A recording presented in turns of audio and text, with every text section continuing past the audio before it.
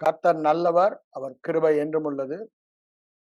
மற்றும் ஒரு எபேசியர் நிருபத்தின் வேத பாட ஆராய்ச்சிக்கு, அதாவது இங்கு சொல்லப்பட்டுள்ள சத்தியங்களை கற்றறிந்து மூன்றாம் வானம் அனுபவத்தில், அதாவது பரலோகத்தை பூமியில் வாழ்கிற அனுபவத்தை நாம் ஒவ்வொருவரும் பெற்றுக்கொள்ள வேண்டும் என்பதே தேவனுடைய சித்தமாய் இருக்கிறது.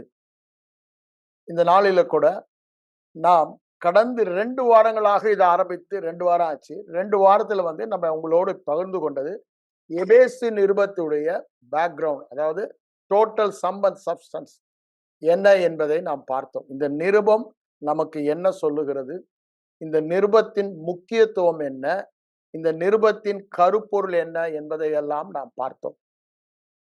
ஏனென்றால் இந்த நிருபத்துல மிகவும் அதிகமாக வலியுறுத்தப்படுகிற வார்த்தை என்னது? ரிச்சஸ், ஐஸ்வர்யம். ஆகவேதான் இந்த நிருபத்தை ஐஸ்வர்யத்தின் நிருபம் என்று சொல்லுகிறார்கள். ஆனா பவுலுடைய நிருபங்களிலே இந்த நிருபம் ராணி என்று சொல்லப்படுகிறது. நிருபங்களின் ராணி என்று சொல்லப்படுவது எபேசு நிருபம்.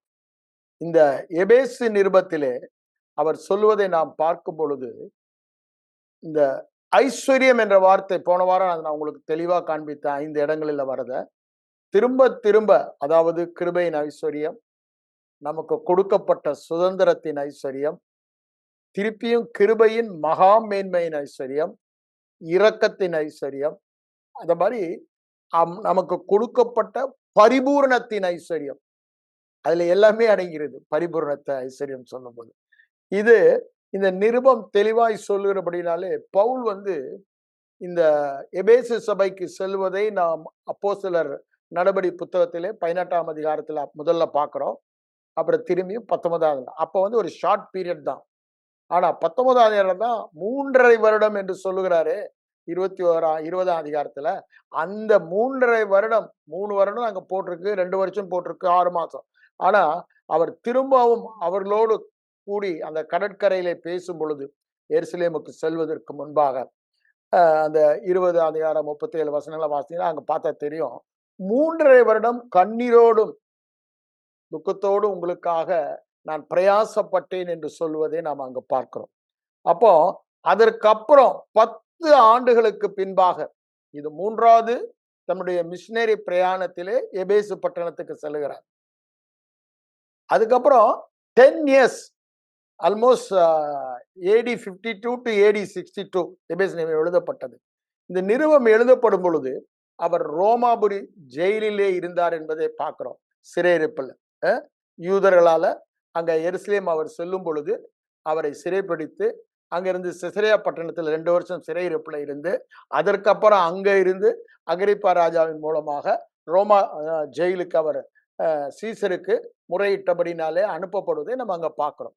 திருப்பி அங்கேயும் போய் அவர் ஜெயிலில் இருக்கும் பொழுதுதான் இந்த நிருபத்தை எழுதுகிறார். அந்த 4 நிருபங்கள் நம்ம என்ன சொல்றோம்? எபேசியர், பிலிப்பியர், கொலேசியர், பிலமோன். இது 4ம் இந்த ஜெயிலில் இருந்து, சிறையிருப்பில் இருந்து அவர் எழுதின நிருபங்கள் என்று சொல்லப்படுது.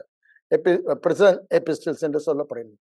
இதோடைய கருப்பொருள் என்னன்னா, இந்த 10 வருஷத்துல இவ்வளவு நாள் கஷ்டப்பட்டு அவங்களுக்கு உபதேசித்ததெல்லாம் வீணாய் போயிற்றோ என்ற ஒரு எண்ணம் அவருக்கு வருது. அவருடைய ஃபீட்பேக் எபேசு சபையை பற்றி கேள்விப்படும் பொழுது அவருக்கு ஒரு குழப்பம் வருகிறது. ஆகவேதான் அவர் என்ன பண்றாரு, ஏன்னா எபேசு சபையில தனக்கு பின்பாக யாரை வைத்துட்டு போறாரு? தீமோத்தேயுவை. தீமோத்தேயு மூலமாய் தனக்கு வந்த செய்தியின் மூலமாக இந்த சபையில் ஏற்பட்ட, ஏன்னா அது ஒரு பெரிய சபையானது. அந்த 19ஆவதுல பாத்தீங்கன்னா ஒரு பெரிய எழுப்புதல், அற்புத அடையாளங்கள், அன்யூஷுவல் மிராக்கிள்ஸ் மூலமாக அதை சுற்றி உள்ள பட்டணங்கள், ஆசியா முழுவதிலும் உள்ள ஜனங்கள் எல்லோரும் சுவிசேஷத்தை கேட்டார்கள் அங்க சொல்வதை பார்க்கிறோம். அவ்வளவு பெரிய எழுப்புதல் போது லட்சக்கணக்கான மக்கள் ஆண்டவருடன் திரும்பி இருப்பாள் என்பது என்னுடைய கணிப்பு. ஆனா நாளடைவில் அவங்க எல்லாம் அந்த சுவிசேஷத்தின் ஐஸ்வர்யத்தை அறியவில்லை. பவுல் சொல்றாருல எபேசியர் 3:8, கிறிஸ்துவின் அளவற்ற ஐஸ்வர்யம், கிறிஸ்துவின் அளவற்ற ஐஸ்வர்யம். அந்த ஐஸ்வர்யத்தில் அவங்க வாழல, ஐஸ்வர்யத்தின் பரிபூர்ணத்தில் அவங்க வாழல. அது கேட்கும் போது அவருக்கு வருத்தமா இருந்துச்சு. அததான் நான் சொன்னேன், இந்த நிருபமே என்ன, நீ ஐஸ்வர்யம் உள்ளவனாயிரு என்ற ஒரு வார்த்தையில அடங்கும். இந்த நிருபத்தை ஒரு வார்த்தையில சொல்லணும், ஐஸ்வர்யம் உள்ளவனாய் இரு என்று ஆண்டவர் நமக்கு பேசுகிற ஒரே வார்த்தை. ஐஸ்வர்யம் என்று சொல்லும்போது நான் திருப்பவும் சொல்றேன், பொருளாதார ஐஸ்வர்யம் இல்ல. எல்லா பகுதியிலும் நீ ஐஸ்வர்யத்தை அனுபவிக்க வேண்டும். ஆவிக்குரிய சரீர ஈகபர நன்மைகளிலே ஐஸ்வர்யத்தை அனுபவிக்க வேண்டும். ஆனா இவங்க ஏற்கனவே மறுபடியும் பிறந்த பொழுது 10 ஆண்டுகளுக்கு முன்பாக இந்த ஐஸ்வர்யத்திற்குள்ளாக சென்று விட்டார்கள். பரிபூரண ஆசீர்வாதத்தை எல்லா பகுதியிலும் ஐஸ்வர்யமாக பெற்றுக்கொண்டவர்கள். ஆனா நடைமுறை வாழ்க்கையில் பார்க்கும் பொழுது சாதாரணமாய் வித்தியாசம் இல்லாத வாழ்க்கை வாழ்ந்து கொண்டிருந்தார்கள்.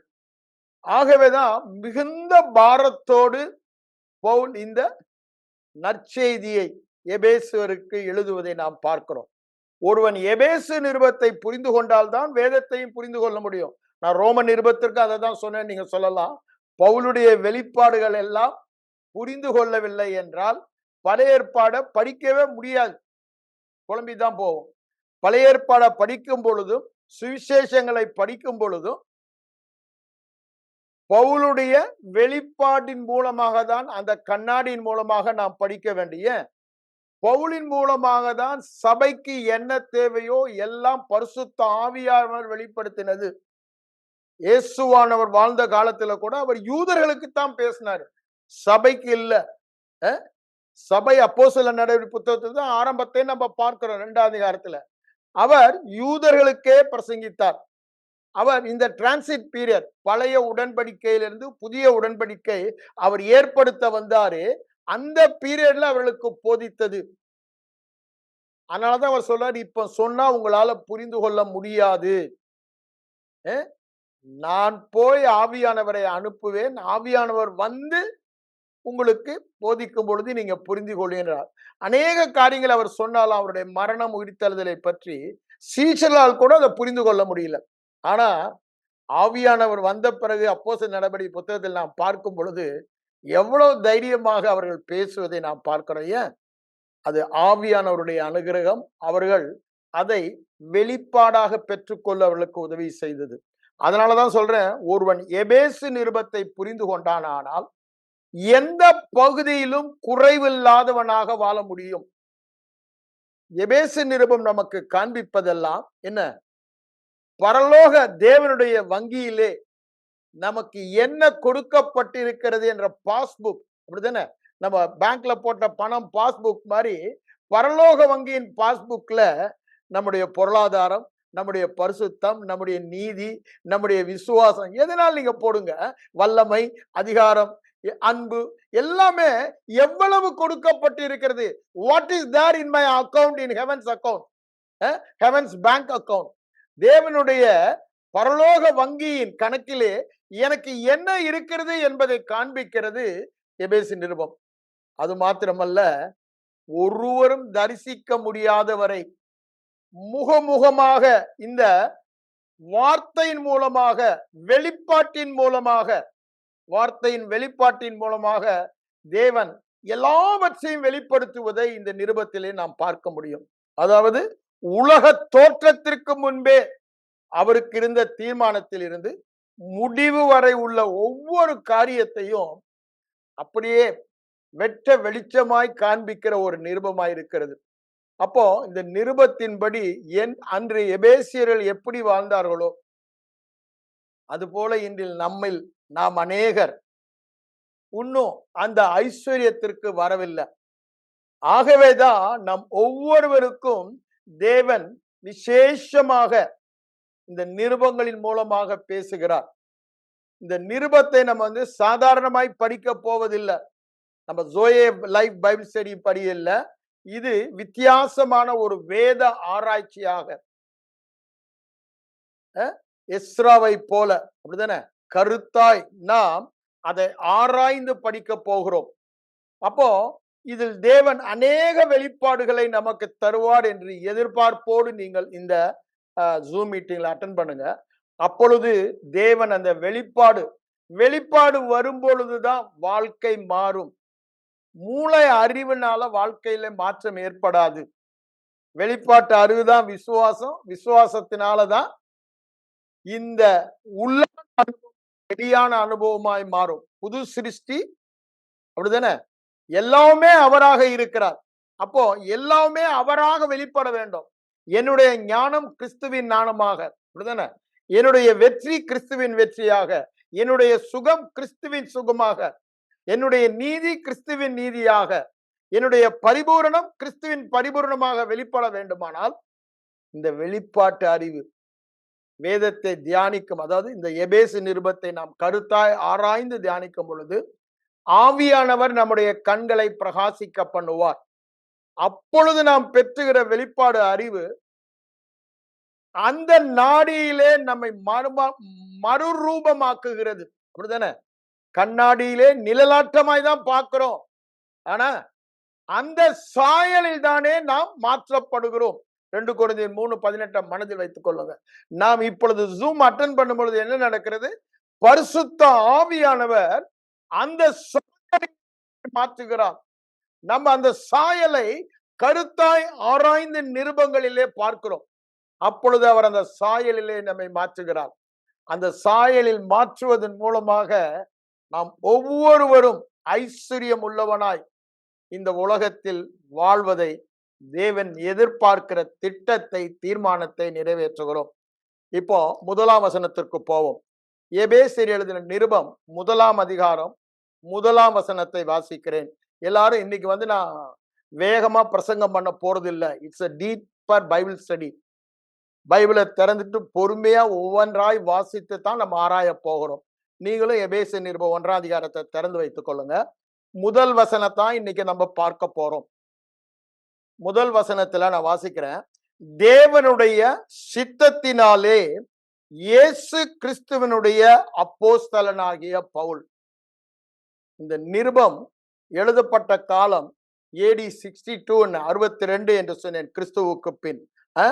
அவருடைய அப்போஸ்தலன் என்று சொல்லப்படுவதற்கு தகுதியே இல்லாதவர் இவர், வேதத்தின்படி பார்த்தா. ஆனா அவர் ஆணித்தரமாக அவர் அங்கு சொல்லுவதை பார்க்கிறோம். தேவனுடைய சித்தத்தினாலே இயேசு கிறிஸ்துவனுடைய அப்போஸ்தலனாகிய பவுல் என்று சொல்லுகிறார். ஏன் ஒரு அதிகாரத்தை அங்கு காண்பிக்கிறார்.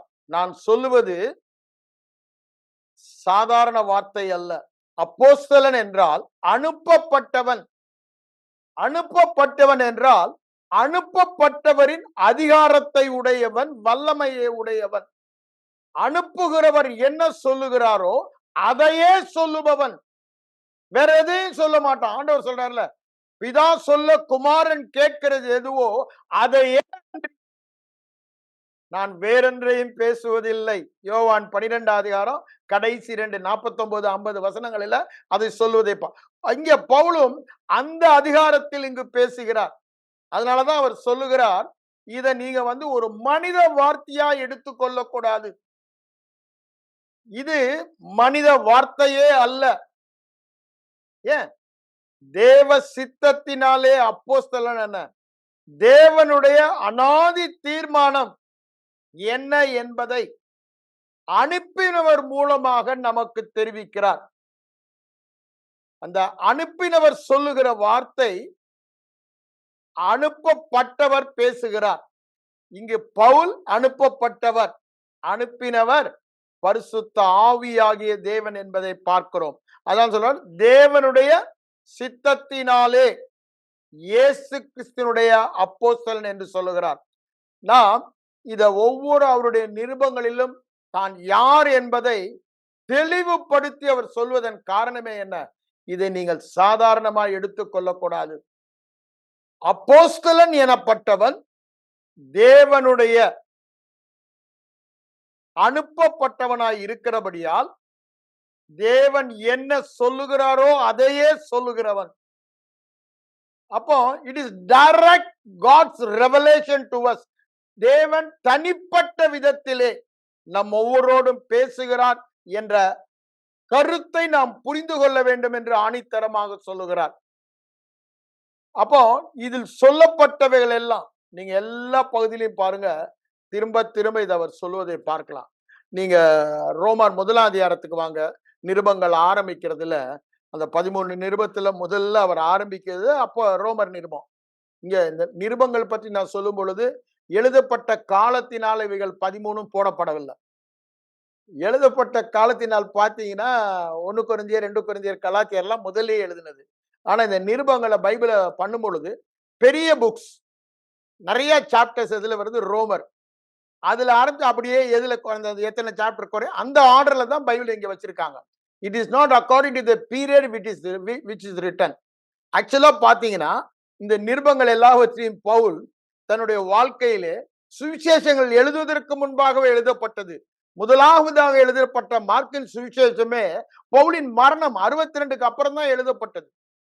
அப்படிதான் வேத பண்டிதர்கள் சொல்றாங்க. எல்லா சுவிசேஷமும் பேதுரு, யோவான் எழுதின நிருபங்கள் எல்லாம்.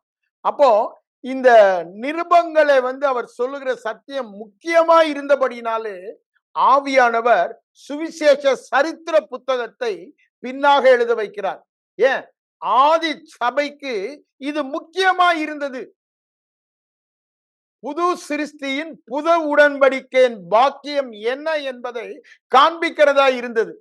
அதனாலதான் ஒவ்வொரு நிருபங்களையும் அந்தந்த தருணத்துக்கு ஏற்றமாய் எழுதப்பட்டது. அதனாலதான் நம்ம முத கலாத்திய நிருபத்தை தான் நம்ம படிச்சோம்.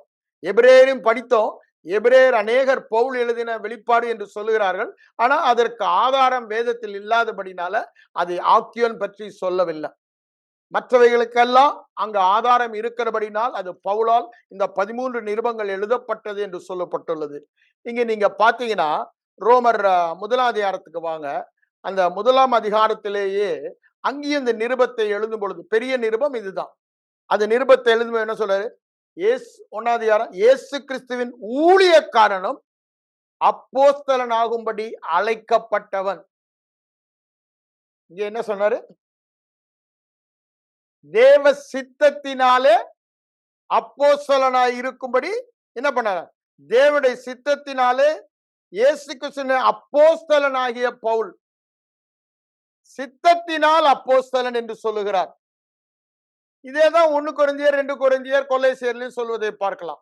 நீங்க 1 கொரிந்தியர் 1ஆம் அதிகாரம், 2 கொரிந்தியர் 1ஆம் அதிகாரம், கொலோசியர் 1ஆம் அதிகாரம் பார்த்தா அங்க அதே சொல்வதை பார்க்கலாம். ஆனா இங்க ரொம்ப தெளிவாய் சொல்லுகிறத பாருங்க. ரோமர்ல என்ன சொல்றாரு? அழைப்பினாலே. நல்லா புரிந்து கொள்ள வேண்டும். நாம் தேவ சித்தத்தினாலே நம்முடைய வாழ்க்கை தேவ சித்தத்தை சார்ந்ததாய் இருக்கிறது. இது நாம் தெரிந்து கொள்வதல்ல. அப்படிதானே? இது தேவனே. அது ரோமர் 9:11 ரொம்ப தெளிவாய் சொல்லுவார். அப்படிதானே? விரும்புகிறவன் ஓடுகிறவன் எல்லாம் இல்ல, ஓம் பிரயாசம் எல்லாம் இல்ல, அழைத்தவருடைய தீர்மானத்தினால் தெரிந்து கொள்ளுதல், அது கிரியையினால் அல்ல என்பதை அங்க ரொம்ப தெளிவா சொல்லுவான். அதேதான் 1 கொரிந்தியர் 1ஆம் அதிகாரம் 25 30 வாசித்து பாருங்க. நம்முடைய தெரிந்து கொள்ளுதல் பாருங்க. ஞானிகள் அநேகர் இல்ல, பலவான்கள் அநேகர் இல்ல அப்படின்னு வரிசையா சொல்லிட்டு வர்றாரு. ஒன்றும் இல்லாதவர்களை தேவன் தெரிந்து கொண்டார், பலவீனர்களை தெரிந்து கொண்டார், புத்தி இல்லாதவர்களை. இருக்கிறவர்கள இல்லாத. ஏன்? அப்போ தேவனுடைய தெரிந்து கொள்ளுதலும் அழைப்பும் மனிதனை சார்ந்ததே அல்ல. அப்போ அழைப்பும் தெரிந்து கொள்ளுதலும் தேவனை சார்ந்ததாய் இருந்தால் அதை நிறைவேற்றுகிறது யார்? தெரிந்து கொண்டவரே அதை செய்கிறார், அழைத்தவரே அதை செய்கிறார். அழைத்தவர் உண்மையுள்ளவர், அவர் அப்ப தெசலோனிக்கர் 5ஆம் அதிகாரத்துல 1 தெசலோனிக்கேல சொல்லுவதை நாம் அங்க பார்க்கிறோம். ஆவியானவர் அதனாலதான் இங்க ஆணித்தரமா சொல்றாரு, அப்போஸ்தலன் ஆகும்படி அழைக்கப்பட்டவன் என்று சொல்லுகிறார். கலாத்திய நிருபத்திலும் அதே தான் சொல்லுவார். கலாத்திய நிருபம் 1ஆம் அதிகாரத்தை எடுங்க. கலாத்தியர் 1ல என்ன சொல் பாருங்க. மனுஷராலும் அல்ல, மனுஷன் மூலமாயும் அல்ல, இயேசு கிறிஸ்துவினாலும் மரித்தோர்ந்து அவரை எழுப்பின பிதாவாகிய தேவனாலும் அப்போஸ்தலனாயிருக்கிற பவுல் என்று அங்க சொல்லுவதை பார்க்கிறோம். ரொம்ப தெளிவாய் வருவாங்க சொல்லலாம். தான் யார் என்பதை ஒவ்வொரு அதிகாரத்திலும். தீமோத்தேயுக்கு வரும் பொழுது அப்படித்தான் சொல்லுவார். 1 தீமோத்தேயுல, 2 தீமோத்தேயுல வரும்போது கொஞ்சம் வித்தியாசமா சொல்லுவாரு, தீத்துக்கு வரும்போது கொஞ்சம் வித்தியாசம் சொல்லுவாரு. நம்ம பின்னாடி பார்ப்போம். ஆனா அதை பார்ப்பதற்கு முன்பாக இவ்வாறு அழைக்கப்பட்டவன் அப்போஸ்தலனாக, அப்போஸ்தலன் என்றவன் தேவனால் அழைக்கப்பட்டு அனுப்பப்பட்டவன். அந்த அனுப்பப்பட்டவனுக்கு பின்பாக அனுப்பப்பட்டவரின் முழு அதிகாரம், வல்லமை எல்லாமே இருக்கிறது. அவரே பேசுவதற்கு சமம் என்று சொன்ன. ஆகவே யார் இந்த அப்போஸ்தலன்? இங்க பவுல் என்று சொல்லப்பட்டுள்ளது. ஆனா வேதத்தில் நாம் பார்க்கும் பொழுது அவனுடைய யூத பெயர் என்ன? அவன் சவுல் என்பதாக வேதத்தில் சொல்லப்பட்டதை நாம் பார்க்கிறோம். இந்த யூத பெயராக சவுல் தான் ரோம பெயராக பவுலாக மாறினதை நம்ம பின்னால் அந்த 13ஆம் அதிகாரத்துக்கு அப்புறம் அதை நம்ம பார்க்கிறோம். அவன் 8ஆம் அதிகாரத்துல வரும் பொழுது அவன் அங்கதான் என்ட்ரு ஆகுறான். நீங்க பாத்தீங்கன்னா இந்த அப்போஸ்தலர் நடபடியை புத்தகத்துல 1ஆம் நூற்றாண்டு முதல் சபையோட புத்தகத்துல ஹீரோவாக வருவது யாருதான்? பவுல் தான். ஆனா அந்த பவுல் ஹீரோவாக வருவதற்கு முன்பாக வில்லனாக வருகிறார். ஒரு கொலை பாதகனாக கிறிஸ்தவ மார்க்கத்தையே அழித்து போடணும் என்று சொல்லுகிற ஒரு கூட்டத்தின் தலைவனாக வாலிப நாட்களிலே அப்படிதானே அவன் வருவதை நாம் பார்க்கிறோம். அவ்வாறு வருகிற வாலிபனை பற்றி தான் இங்க நம்ம பார்க்கிறோம். நீங்க 7ஆம் அதிகாரத்துக்கு வாங்க. அப்போஸ்தலர் நடபடிக்கை புத்தகத்துல 7ஆம் அதிகாரத்துல, ஏன்னா அவனுடைய பேக்ரவுண்டை தெரிந்து கொண்டு எப்படி அவன் அப்போஸ்தலன் ஆனான் என்று அறிந்தோமானால் நம்முடைய அழைப்பையும் தெரிந்து கொள்வதிலே நாம் சாதாரணமாய் எடுத்துக்கொள்ள மாட்டோம்.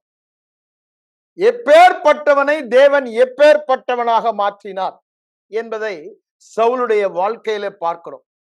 அப்போ இந்த எபேசிய நிருபத்தை படிப்பதற்கு முன்பாக இந்த ஆக்கியோனுடைய பேக்ரவுண்ட் நமக்கு தெரிந்தோமானால் அவன் சொல்லுகிற கருத்துகளில் அது வெளிப்படுவதை நாம் பார்க்க முடியும். நீங்க 7ஆம் அதிகாரத்துல வந்தீங்கன்னா 58ஆம் வசனத்துல பாருங்க. அங்க ஸ்தேவானை என்ன பண்றாங்க? தேவதூஷணம் சொன்னான்னு சொல்லி கல்லெறிந்து கொள்ள அங்க இந்த நான் சொன்னல இந்த நசரேய மதம் என்று அவங்க நினைச்சாங்க. இந்த நசரேய மார்க்கத்துக்கு விரோதமாக எழும்பின யூத மார்க்கம், அவங்களால அதை டைஜஸ்ட் பண்ண முடியல.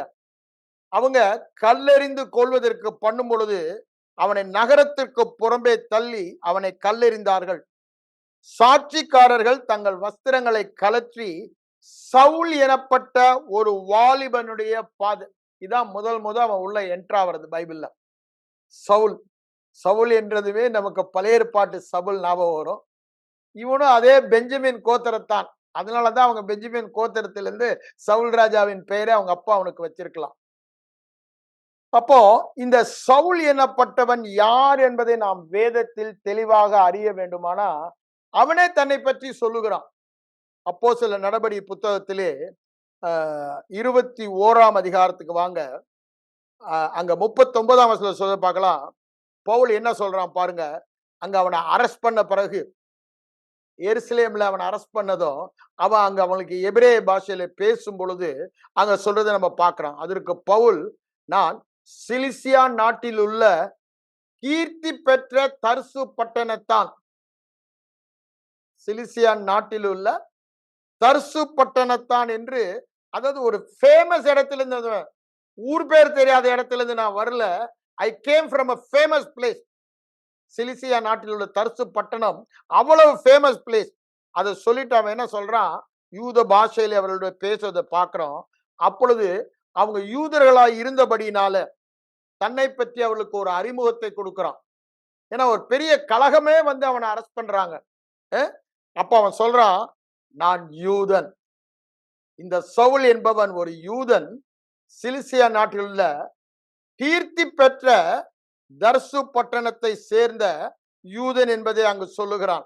அவன் தர்சு பட்டணத்திலே பிறந்து அந்த நகரத்திலேயே கமாலியேலுடைய பாதத்தரே வளர்ந்தவன். இந்த கமாலியேல் தான் ஆலோசனை சொல்றான். என்ன ஆலோசனை சொல்றான்? பேதுருவை யோவான சிலை இருக்கும் போது, டேய், ஒருவேளை இது தேவனால் வந்த காரியமா இருந்தா நீங்க தேவனோட போராடுறீங்க, அது செய்யாதீங்க. இது மனுஷரால் வந்து அது ஆட்டம். It's a very good thumb rule. அவன் இயேசுவை ஏற்றுக்கொள்ளாதவனாய் இருந்தாலும் வேத பிரமாணத்திலே தேறினவனாய் இருந்தபடினாலே சரியான ஆலோசனை அவன் சொல்வதை பார்க்கிறோம். 13 வயதிலே இந்த சவுல் என்ற பெஞ்சமின் கோத்திரத்தை சேர்ந்த யூதன் கமாலியேல், ரொம்ப ஃபேமஸ், சாதாரண பைபிள் காலேஜ் இல்ல அது. அந்த காலத்துல அதை நம்ம பைபிள் காலேஜ் சொன்னோம். அவரோட உட்கார்ந்து குரு சீஷனாக வேதத்தை, பழைய ஏற்பாட்டை தரோவாய் கற்றுக்கொண்டவன். அப்போ எவ்வளவு தனக்கு பழைய ஏற்பாடில் உள்ள வேதத்தை குறித்த அறிவு உண்டு என்பதற்காக அதை சொல்றான். கமாலியேலின் பாதத்தருகே வளர்ந்து, அதனால என்ன பண்ணணும், அங்க வளர்ந்தபடினாலே முன்னோர்களுடைய வேத பிரமாணத்தின்படியே திட்டமாய் போதிக்கப்பட்டவன். பழைய ஏற்பாடு தீர்க்க தரிசன ஆகமங்களில் இருந்து, மோசே ஆகமங்களிலிருந்து திட்டமாய் போதிக்கப்பட்டவன். 13 வயதுல, இயேசு 12 வயதுல தரோவாயி அங்க இந்த சங்கத்தாரோடு பேசுவதை நாம் லூக்கா 2ல பார்க்கிறோம். இவன் 13 வயதிலே அவங்க பேரண்ட்ஸ் அவன் அங்க சேர்த்துறாங்க. அங்க அவரோடு குருகுல ஆசிரமமாக இருந்து அவன் வேதத்தை தரோவாய் கற்றுக்கொண்டவன், பழைய. அதனால என்ன ஆச்சான் பாருங்க, முன்னோருடைய வேத பிரமாணத்தின்படியே திட்டமாய் போதிக்கப்பட்டவன். இன்றைய தினம் நீங்கள் எல்லோரும் தேவனை குறித்து வைராக்கியம் உள்ளவாய் போல, எப்படி நீங்கெல்லாம் இந்த இயேசுவுக்கு விரோதமாய் வைராக்கியமாய் இருக்கிறீங்களோ, நானும் பழைய உடன்படிக்கை நியாய பிரமாணம் ஆகமங்கள் மேலே ஒரு வைராக்கியம் இருந்தேன். அப்படின்னு என்ன, கிரியை பிரமாணத்தின் மேலே நான் வைராக்கியம் உள்ளவனாய் இருந்தேன் என்று சொல்லுகிறான். அதுதான் அவனுடைய பேக்ரவுண்ட் என்று சொல்லுகிறான். அது அவனுடைய, அதுக்கப்புறம் அவன் எப்படி சபையை துன்பப்படுத்தலாம் சொல்றான். இப்ப நம்ம அவன் யார் என்பதே நம்ம பார்க்கிறோம். அது சொல்லிட்டு தான் பாருங்க, 5ஆம் வசனம் என்ன சொல்றான் பாருங்க. நான் இது மாதிரிலாம் பண்ணினேன், நாளை நான் படிச்சேன், திருப்பி ஒருத்தர் நம்ம படிக்க வேணாம். இந்த மார்க்கத்தாராகிய புருஷரையும் ஸ்திரீகளையும் கட்டி சிறைச்சாலையில் ஒப்புவித்து மரண பரியந்தம் அவர்களை துன்புறுத்தினவன். கோலக்கார பாவி, அப்படிதானே? இயேசு என்ற பெயரை சொல்லுகிறவர்களை எல்லாம் என்ன பண்ணானா, கட்டி, புருஷரையும் ஸ்திரீகளையும் கட்டி சிறைச்சாலையில் போட்டு மரண பரியந்தம். ஸ்தேவானுடைய மரணத்திற்கு அவன் காரணமா இருக்கான். அவன் தான் பெர்மிஷன் கொடுக்கிறான், உட்கார்ந்து அடிக்கி கல்லடிக்க சொல்றான். அவ்வளவு தூரத்திற்கு அங்கு கூடியிருக்காங்க இவனுக்கு விரோதமா. அந்த கூட்டத்தாரை பார்த்து சொல்லுகிறான், உங்களை விட நான் அதிக வைராக்கியமா இருந்தவன் என்று தன்னுடைய பேக்ரவுண்ட் அங்க சொல்வதை பார்க்கிறோம். அதுக்கு பிரதான ஆசிரியர்கள் எல்லாம் சாட்சி கொடுக்கறதுன்னா கொடுக்கலாம். அவங்ககிட்ட இருந்து நான் நிருபங்களை வாங்கி கொண்டு தமசுக்கு போனேன், அப்பதான் நான் சந்திக்கப்பட்டேன் என்பது தன்னுடைய பேக்ரவுண்ட் அவன் சொல்றான். அவன் சந்திக்கப்படுவதற்கு முன் நடந்த காரியத்தை சொல்லுகிறான்.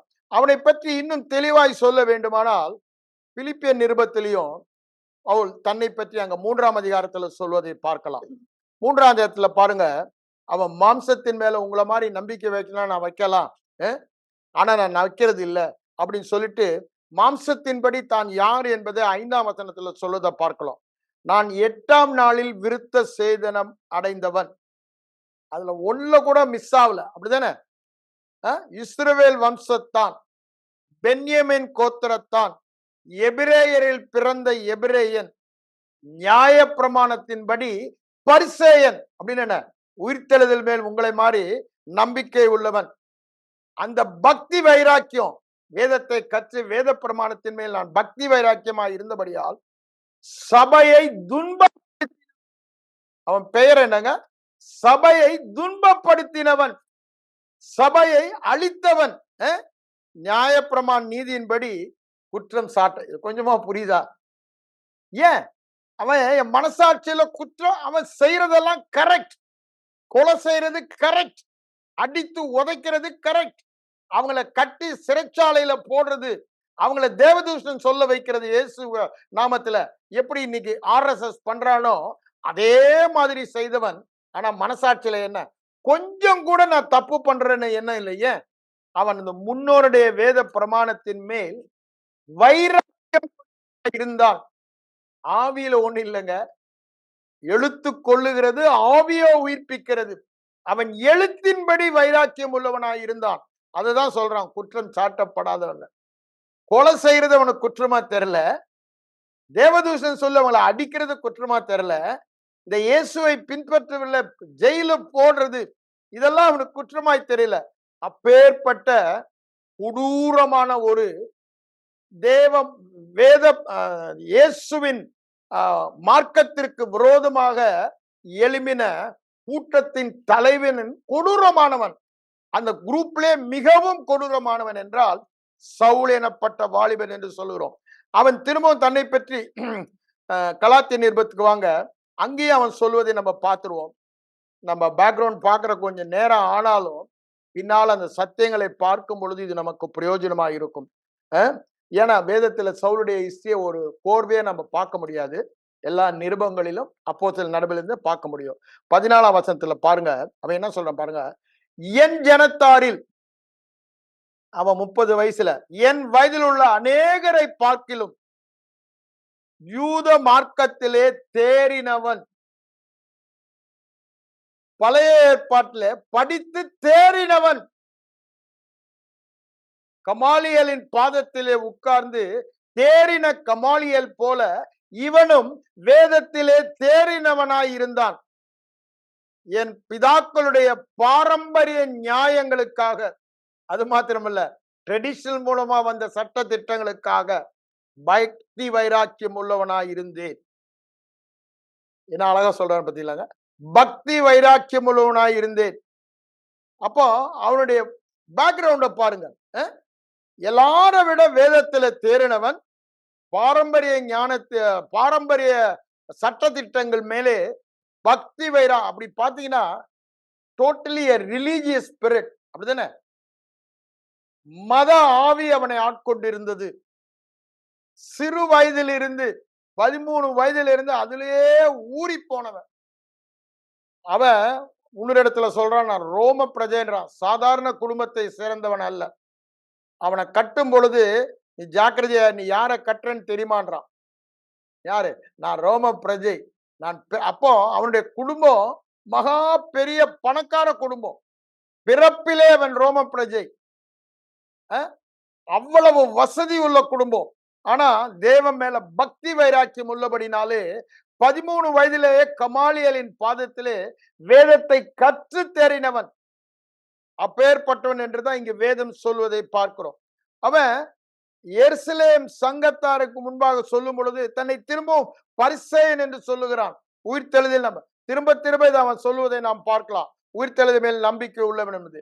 இப்பேற்பட்ட சவுலதான் ஆண்டவர் சந்திக்கிறத பார்க்கிறோம். இந்த 7:58 நம்ம முத வில்லனாக வருகிறதை பார்க்கிறோம். 7:58 அப்படிதானே? அந்த 7:58க்கு அப்புறம் 8ஆம் அதிகாரத்திலையும் திரும்பவும் நம்ம அவனை பார்க்கிறோம். 1ஆம் வசனத்துல பாருங்க, யார? ஸ்தேவானை கொல்லுகிறதற்கு சவுலும் சம்மதித்திருந்தான். அவனும் கையெழுத்து போட்டான். அவனுக்கு எக்ஸிக்யூட் பண்ணுங்கன்னு ஜட்ஜ்மெண்ட் கொடுத்ததுல அவனும் அந்த சங்கத்துல ஒரு தலைவனாய் இருந்தவன். அக்காலத்தில் இருந்த சபைக்கு என்ன பண்ணவனா? மிகுந்த துன்பம் உண்டாக்கினவன். ஏன் சொல்றேன்? தேவ சித்தத்தினாலே அழைக்கப்பட்டவன், அப்போஸ்தலன், அப்படிதானே என்று சொல்லுகிறவனுடைய பேக்ரவுண்ட பார்க்கிறோம். நல்லா புரிந்து கொள்ளுங்க. ஏன் இதை நம்ம பார்க்கிறோம்? அந்த முதல் வார்த்தை, தேவ சித்தத்தினாலே அப்போஸ்தலனாக அழைக்கப்பட்டவன், தெரிந்து கொள்ளப்பட்டவன். அவன் யாரா? அவன் சபையை மிகுந்த துன்பப்படுத்தினவன், மிகுந்த துன்பம் உண்டாக்கினவன், அப்படிதான் நாங்க ஆரம்பிப்போம். அப்படிதான் அது. அவனுடைய பிரச்சனையினால கிறிஸ்தவர்கள் எல்லாம் சிதறி போனார்கள். எருசலேமை விட்டு நாங்க பார்க்கிறோம்.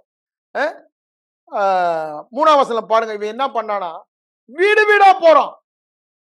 வீடு வீடா போறான். வீட்டுக்குள்ள நுழைந்து யார் இயேசுவை ஆராதிக்கிறாங்களோ, இயேசுவின் நாமத்தை ஆராதிக்கிறாங்களோ, இயேசுவை தெய்வமாக ரட்சிப்பின் அனுபவத்தை பெற்றுக் கொண்டார்களோ அவர்களை இழுத்து கொண்டு போய் காவலிலே போட்டு சபையை பாழாக்கினவன். அவனுடைய பேர் என்னங்க? சபை பாழாக்கினவன். சபைக்கு முதலவசனம் என்ன சொல்றான்? சபைக்கு மிகுந்த துன்பம் உண்டாக்கினவன். சவுலுடைய பெயர் என்ன? சபைக்கு மிகுந்த துன்பம் உண்டாக்கினவன், கொலைக்கார பாவி, இங்க என்ன சொல்றாரு? சபையை பாழா அவதான் சொல்றான் இங்க. ரொம்ப அதிகாரத்தோடு தேவ சித்தத்தினாலே அப்போஸ்தலன் ஆகும்படி தெரிந்து கொள்ளப்பட்ட அழைக்கப்பட்டவன் நான் உங்களுக்கு எழுதுகிறது என்று ஒரு அத்தாரிட்டியோடு எழுதுகிறான். அவனுடைய பேக்ரவுண்ட பாருங்க. சபையை துன்படுத்தினவன், கொலை செய்தவன், சபையை பாழா அங்கு தெளிவாய் நாம் சொல்லுவதை பார்க்கிறோம். அவன் சபையை பாழாக்கினான். இதுதான் அவனுடைய பேக்ரவுண்ட். இந்த பேக்ரவுண்ட்ல தான் என்ன பண்றான்? லெட்டர்ஸ் எல்லாம் வாங்குறான். 9ஆம் அதிகாரம் 2ஆம் வசனத்துல பாருங்க. இங்க எருசலேம்ல மாத்திரம் அல்ல, தமஸ்குல உள்ளவங்களுக்கும் விடக்கூடாது. இவன் தர்சு பட்டணத்தான் தமஸ்குல உள்ளவங்களை விடக்கூடாதுன்னு சொல்லி, அது இப்ப இருக்க சிரியாவுடைய capital, such a famous place. அவன் என்ன பண்றான்? இந்த மார்க்கத்தாராகிய புருஷரை ஆகிலும் 1ஆம் வசனத்தை பார்க்கிற வாசிக்கலாம். சவுல் என்பவன் இன்னும் கர்த்தருடைய சீஷரை பயமுறுத்தி மாறவே இல்லை. டெரரிஸ்ட் பயமுறுத்தினா சொல்றாங்க. டெரரிஸ்ட்னா அவ்வளவு பேருக்கும் பயம். அது பிரைம் மினிஸ்டர்ல இருந்து கீழே வரைக்கும் மனுஷன் சாதாரண டெரரிஸ்ட். அதே மாதிரி இவன் ஒரு பயங்கரவாதி. சபையை பாழாக்கினவன், சபையை அழித்தவன், சபையை துன்படுத்தினவன், கொலைக்காரன். இங்க என்ன சொல்றாரு? பயங்கரவாதி, டெரரிஸ்ட். பயமுறுத்தி எல்லாரையும் கொலை செய்யும்படி சீரி பிரதான ஆசாரியிடத்திற்கு போய் அவ்வளவு வெறியோட போறான். கொலை செய்யணும். இயேசுவின் நாமத்தை சொன்னானா அவனை வெட்டணும். அவனை சும்மா விடக்கூடாது, கொலை செய்யணும். பயங்கரவாதி, டெரரிஸ்ட். இன்னைக்கு நிறைய நம்ம அந்த டெரரிஸ்ட் நம்ம நியூஸ்ல கேள்விப்படுறோம். அத மாதிரி அன்னைக்கு இருந்த ஒரு டெரரிஸ்ட், பயங்கரவாதி. அவன் என்ன பண்றானா? நிருபங்களை கேட்டு வாங்குறான், அத்தாரிட்டி வாங்குறான். அங்க உள்ள சபைகளுக்கு யாராவது யூத ஆலயத்துக்கு போய் அங்க லெட்டர் வாங்கிக்கிறான். கிறிஸ்தவ மார்க்கத்தை சேர்ந்தவர்கள் யார் இருந்தாங்களோ அவங்கள ஜெயில போடணும், அவங்கள கொலை செய்யறதுக்கு he gets authority. அதான் சொல்ல எருசலேமுக்கு கொண்டு வரும்படி தமஸ்குவில் உள்ள ஜெப ஆலயங்களுக்கு நிருபங்களை கேட்டு வாங்கினான். எருசலேமில் தேவாலயம், மீதி இடத்துல எல்லாம் ஜெபாலயம். அந்த ஜெபாலயத்துக்கு நிருபங்களை கேட்டு வாங்கி கொண்டான். Letters, recommendation letters, authority authorize him to arrest and bring them to jail in Jerusalem. அவ்வளவு தூரத்திற்கு அவன் ஒரு வெறி உள்ளவனாக இருந்தான். அவன் பிரயாணமா போகும் பொழுதுதான் தேவன் அவனை சந்தித்தார் என்பதை நாம் அங்க பார்க்கிறோம். அந்த சந்திக்கும் பொழுது அவனுடைய பேக்ரவுண்ட், அதை அப்புறம் பார்ப்போம். அவனுடைய பேக்ரவுண்டை பத்தி சொல்லும் பொழுது அனனியா என்ன சொல்றான் பாருங்க. ஆண்டவர் அவனை அனனியா அனுப்பும் போது 13ஆம் வசனத்துல பாருங்க. அனனியா, ஆண்டவரே, இந்த மனுஷன் எருசலேமுடைய பரிசுத்தவான்களுக்கு பொல்லாங்கு,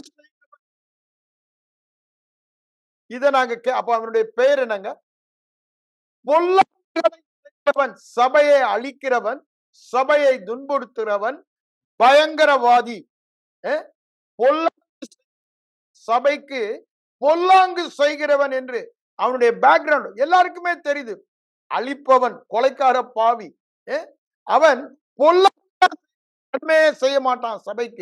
சபைக்கு பொல்லாங்கு செய்கிறவன். அவனை ஆண்டவர் அப்போஸ்தலனாய் தெரிந்தெடுத்தார். அதுக்கு அடுத்த வசனம் என்ன சொல்ற பாருங்க. இங்க கூட தமஸ்குல கூட அவன் வந்த காரணமே, ஆண்டவரே, உம்முடைய நாமத்தை தொழுது கொள்ளுகிற யாவரையும் கட்டும்படி அவன் பிரதான ஆசாரியரிடத்தில் அதிகாரம் பெற்றிருக்கிறான். இந்த நாமத்தை யார் யார் தொழுது கொள்ளுகிறாங்களோ அப்படின்னு என்ன, ரட்சிக்கப்பட்டவர்கள், அவர்களை கட்டும்படி பிரதான ஆசாரியரிடத்தில் அதிகாரம். அப்படி அவனை பற்றி சொல்லுவதை பார்க்கிறோம். அதே மாதிரி 21ஆம் வசனத்துல அவனை பற்றி அந்த ஊர் தமஸ்கு மக்கள் சொன்னதை பற்றி சொல்றது பாருங்க. இந்த நாமத்தை தொழுது கொள்ளுகிறவர்களை நாசமாக்குகிறவன், துன்புறுத்துகிறவன், பொல்லாப்பு செய்கிறவன், அழிக்கிறவன், எல்லா வார்த்தையும் வந்துருது பாருங்க. நாசமாக்குகிறவன், பிசாசுடைய எல்லா டெபினிஷனும், பிசாசின் மொத்த ரூபம் அப்படித்தானே. அது அப்படியே கொல்லவும் அழிக்கவும் திருடவும் வருகிறான். அதை பாருங்க என்ன சொல்றாரு பாருங்க. 23ஆம் வசனத்துல 22ல குடியிருக்கிறவர்களை கலங்க பண்ணினான். 21 தானே நான் உங்களுக்கு வாசித்தேன். ஆமா 21. இந்த நாமத்தை தொழுது கொள்ளுகிறவர்களை நாசமாக்கி அப்படிப்பட்டவர்களை கட்டி பிரதான ஆசர் சிறையிருப்பில் போடுவதற்கு வந்தவன். அடுத்ததுல என்ன பாருங்க, ஆனா அவன் மாறிட்டான் என்பது அங்க சொல்றது அடுத்த வசனத்தில் நம்ம பார்க்கிறோம். இப்ப அவனுடைய பழைய பேக்ரவுண்ட் தான் பார்த்து கொண்டு வருகிறோம். அப்ப பாருங்க, நாசமாக்குகிறவன், அவனுக்கு கொடுக்கப்பட்ட பெயர் என்னங்க? அழிக்கிறவன், ஒடுக்குகிறவன், கொலை செய்கிறவன். அப்போ இங்க அவனை பற்றி என்ன சொல்றாங்க? நாசமாக்குகிறவன். அவன் கொலை டெரரிஸ்ட், பயங்கரவாதி. இதுதான் அவனை பற்றி வேத வசனம் சொல்லுகிற காரியமா இருக்கு. திரும்ப அவனை பற்றி நாம் வாசிக்கிறோம். அதே அப்போஸ்தலர் நடவடிக்கை 22ஆம் அதிகாரத்துல அவனே சொல்லுவதை நாம் பார்க்கலாம். இப்போ நம்ம வாஸ்தவம் நினைக்கிறத 22ஆம் அதிகாரத்துல பாருங்க, அவன் சொல்லுவதை நாம் பார்க்கும் பொழுதெல்லாம் அவன் கமாலியலின் பாதத்துல எப்படி இருந்தேன்னு அதெல்லாம் சொல்றான். அது சொல்லிட்டு 4ஆம் வசனத்துல பாருங்க, மரண பரியந்தம் அவர்களை துன்படுத்தினவன், மரண பரியந்தம் அவர்களை துன்புறுத்தினவன் என்று சொல்லுகிறான். மரண பரியந்தம் தேவ பிள்ளைகளை துன்பப்படுத்தினவன் இப்பொழுது ஒரு பிரதான அப்போஸ்தலனாக தேவன் தெரிந்து கொள்ளுகிறார். அப்ப பாருங்க, தேவனுடைய தெரிந்து கொள்ளுதலையும் அழைப்பையும் பாருங்கள். இந்த மனித அறிவினால புரிந்து கொள்ளவே முடியாது. நம்ம தேவன் தெரிந்து கொண்டார் என்றால், முன்னறிந்தார் ஆனால், அதை நம்ம மூளை அறிவில், அது கிருபையை பத்தி நம்ம புரியவே முடியாதுங்க. அது கிருபை, அது கிருபை, அது கிருபையானால் அங்கு கிரியைக்கு இடமே இல்லை. ரோமர் 11:6 சொல்வதை பார்க்கிறோம். ரோமர் 9:11 பார்த்தோம், 11:6 அதை தான் சொல்றாரு. இட்ஸ் டோட்டல் கிரேஸ், கிரேஸ் என்றாரு. இததான் அங்க அவன் 26ஆம் அதிகாரத்திலையும் பாத்தீங்கன்னா பவுல் சொல்வதை நாம் பார்க்கலாம். அவனை பத்தி என்ன சொல்றான்றத 26 அப்போஸ்தலர் 26:9 வாசிக்கிற, நானும் நசரேயனாகிய இயேசுவின் நாமத்திற்கு விரோதமாய், இந்த நாமத்திற்கு விரோதமாய் அநேக அக்கிரமம், அநியாயம், கொலை செய்யணும்னு நினைத்திருந்தேன். அதுக்கு சொல்லிட்டுதான் சொல்றான், அநேகரை சிறைச்சாலையில் பரிசுத்தவான்களை அதிகாரம் பெற்று சிறையிலே அடைத்தேன். அவர்கள் கொலை செய்ய, ஒருத்தர் ஸ்தேவான் மாத்திரம் இல்லைங்க, அநேகர் கொலை செய்யப்படுகையில் நானும் சம்மதித்திருந்தேன். அது மாத்திரம் பண்ணானா? 11ஆம் வசனத்துல பாருங்க, சகல ஜெப ஆலயங்களிலும் நான் அவர்களை அநேக தரம் தண்டித்து, அடித்து, உதைத்து, தண்டித்துன்னு அப்படித்தானே, உதைத்து அவங்களை தேவதூஷணம், ஏசு ஆண்டவர் அல்ல மனிதன் சொல்லு, ஏசு ஆண்டவர் அல்ல மனிதன் சொல்லு அப்படின்னு அவங்கள இயேசுவுக்கு விரோதமாக தேவதூஷணம் சொல்ல கட்டாயம், சொல்லலன்னா அடி, உத, வெட்டு, மூர்க்க வெறி கொண்டவனாய் அந்த பட்டங்கள் வரைக்கும் அவர்களை துன்பப்படுத்தினவன். தேவதூஷணம் சொல்ல கட்டாய துன்பப்படுத்தினவன் என்று சொல்லப்பட்டுள்ளதை பார்க்கிறோம். இதுதான் அவனுடைய பேக்ரவுண்டு. இதுதான் கலாத்தியர்லயும் சொல்றான். கலாத்தியர் நிருபத்தில் நீங்க பார்க்கும் பொழுது கலாத்தியர் 1:23 அவர் சொல்லுவதை நம்ம பார்க்கலாம். கலாத்தியர் 1:23 என்ன சொல்ற பாருங்க, முன்னே அந்த ஊர் ஜனங்க அவனை பற்றி எப்படி அறிந்தாங்களாம்? துன்பப்படுத்தினவன், அழிக்க தேடினவன். அவனுக்கு கொடுக்கப்பட்ட பெயரெல்லாம் பாருங்க, துன்பப்படுத்தினவன், இப்பொழுது விசுவாசத்தை பிரச்சனை. 13ஆம் வசனத்தில் அவன் இது பவுல் 13 அவனை பத்தி அவனே சொல்றான், தேவனுடைய சபையை மிகவும் துன்பப்படுத்தி சபையை பாழாக்கினவன், சபையை அழித்தவன், சபையை நாசமாக்கினவன், சபையை பாழாக்கினவன், சபையை துன்பப்படுத்தினவன்.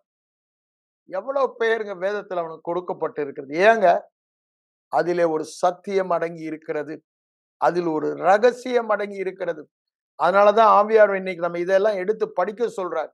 ஏன், அவன் எப்பேற்பட்ட பேக்ரவுண்ட்ல இருந்து இங்கு வருகிறான் என்பதை நாம் பார்க்கிறோம். இதேதான் நீங்க 1 தீமோத்தேயு 1:13 வசனத்துக்கு வாங்க, அங்கேயும் அவன் சொல்லுவதை நாம் பார்க்கிறோம். தன்னுடைய பேக்ரவுண்ட பவுலே தீமோத்தேயுக்கு எழுதும் பொழுது எப்பேற்பட்டவனை தேவன் அழைத்தார் என்பதை என்னை உண்மையுள்ளவன் என்று அழைத்தார் என்று சொல்லும்போது அங்க சொல்லுறது பார்க்கிறோம். 13 முன்னே தூஷிக்கிறவன், தேவனையும் தேவ சபையும் தூஷிக்கிறவன், அவன் பெயர் என்னங்க? தூஷிக்கிறவன், துன்பப்படுத்துகிறவன், கொடுமை செய்கிறவன், என்னெல்லாம் சொல்றான் பாருங்க. தூஷிக்கிறவன், துன்பப்படுத்துகிறவன், கொடுமை செய்கிறவனாய் இருந்தேன்.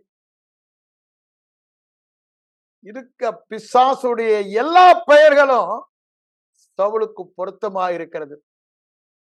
அதாவது பிசாசு மனித உருவம் எடுத்தால் எப்படி இருப்பான், அப்படி இருக்கிறத நம்ம பார்க்கணும். பிசாசின் மறுரூபமாக அவனுக்கு காணப்படுவது சபைக்கு விரோதமாக ஒரு பெரிய எழுப்புதல் வெடித்து கிளம்புவதை பார்க்கிறோம் 2ஆம் அதிகாரம் 3ஆம் அதிகாரத்துல. அதுக்கப்புறம் இவர்களுடைய பிரச்சனையினால ஒரு இயக்கமே இயங்குகிறது. இவர்கள் முழுவதும் கிறிஸ்தவர்களாய் மாறுவதை பார்த்த பிறகு யூத மார்க்கத்திலே இருந்த வாலிபர்கள் மத்தியிலே ஒரு வெறி கொண்டவர்களாக, பயங்கரவாதிகளாக அவர்கள் எழும்பி கிறிஸ்தவ மதத்தை நாசமாக்கி அழித்து, அததான் அவனுடைய வார்த்தையிலே இங்க நம்ம சொல்றதை பார்க்கிறோம்.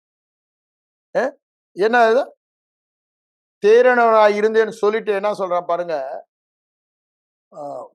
ரொம்ப பக்தி வைராக்கியம் உள்ளவன் என்று சொல்றான். ஆனா அவனுடைய பக்தி வைராக்கியம் என்ன மாதிரி செய்ய வைத்தது?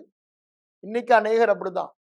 ரட்சிக்கப்படாத கிறிஸ்தவர்கள் மத்தியிலே இந்த பக்தி வைராக்கியம் காணப்படுகிறது. அவங்க ரட்சிக்கப்பட்டவர்களை துன்பப்படுத்துகிறாங்க. சபையை விட்டு எக்ஸ்கம்யூனிகேட் பண்ணுவேன்னு சொல்லுவாங்க. ஏன்? அவங்க எல்லாம் மத வெறி கொண்டவர்கள். அதனாலதான் இங்க என்ன சொல்றாரு, என்னுடைய நடக்கையை குறித்து கேள்விப்பட்டிருப்பீர்கள், மிகவும் படுத்தினவன், அதை பாழாக்கினவன், சபையை மிகவும் துன்பப்படுத்தி பாழாக்கினவன் என்று சொல்லுகிறார். அப்ப நன்றாக பாருங்க, இவன் சபையை துன்பப்படுத்தி பாழாக்கினவனாக தான் வேதம் அவனை குறித்து தெளிவாய் காண்பிப்பதை நாம் பார்க்கிறோம். துன்பப்படுத்தி பாழாக்கினவன். அதே நம்ம முதல்ல வாசித்த அந்த பிலிப்பியர்ல நம்ம வாசித்தோம் 3ஆம் அதிகாரத்துல, அங்கேயும் அவர் சொல்வதை பார்க்கலாம். தான் யார் என்று சொல்லிவிட்டு 5ஆம் வசனத்துல 6ஆம் வசனத்துல என்ன சொல்ற பாருங்க, பக்தி வைராக்கியத்தின்படி, ஐயா நான் சபையை துன்பப்படுத்தினதுக்கு காரணமே என்னில் இருந்த பக்தி வைராக்கியம். He thought it is godliness. அப்படிதானே? பக்தி வைராக்கியம்னா godliness.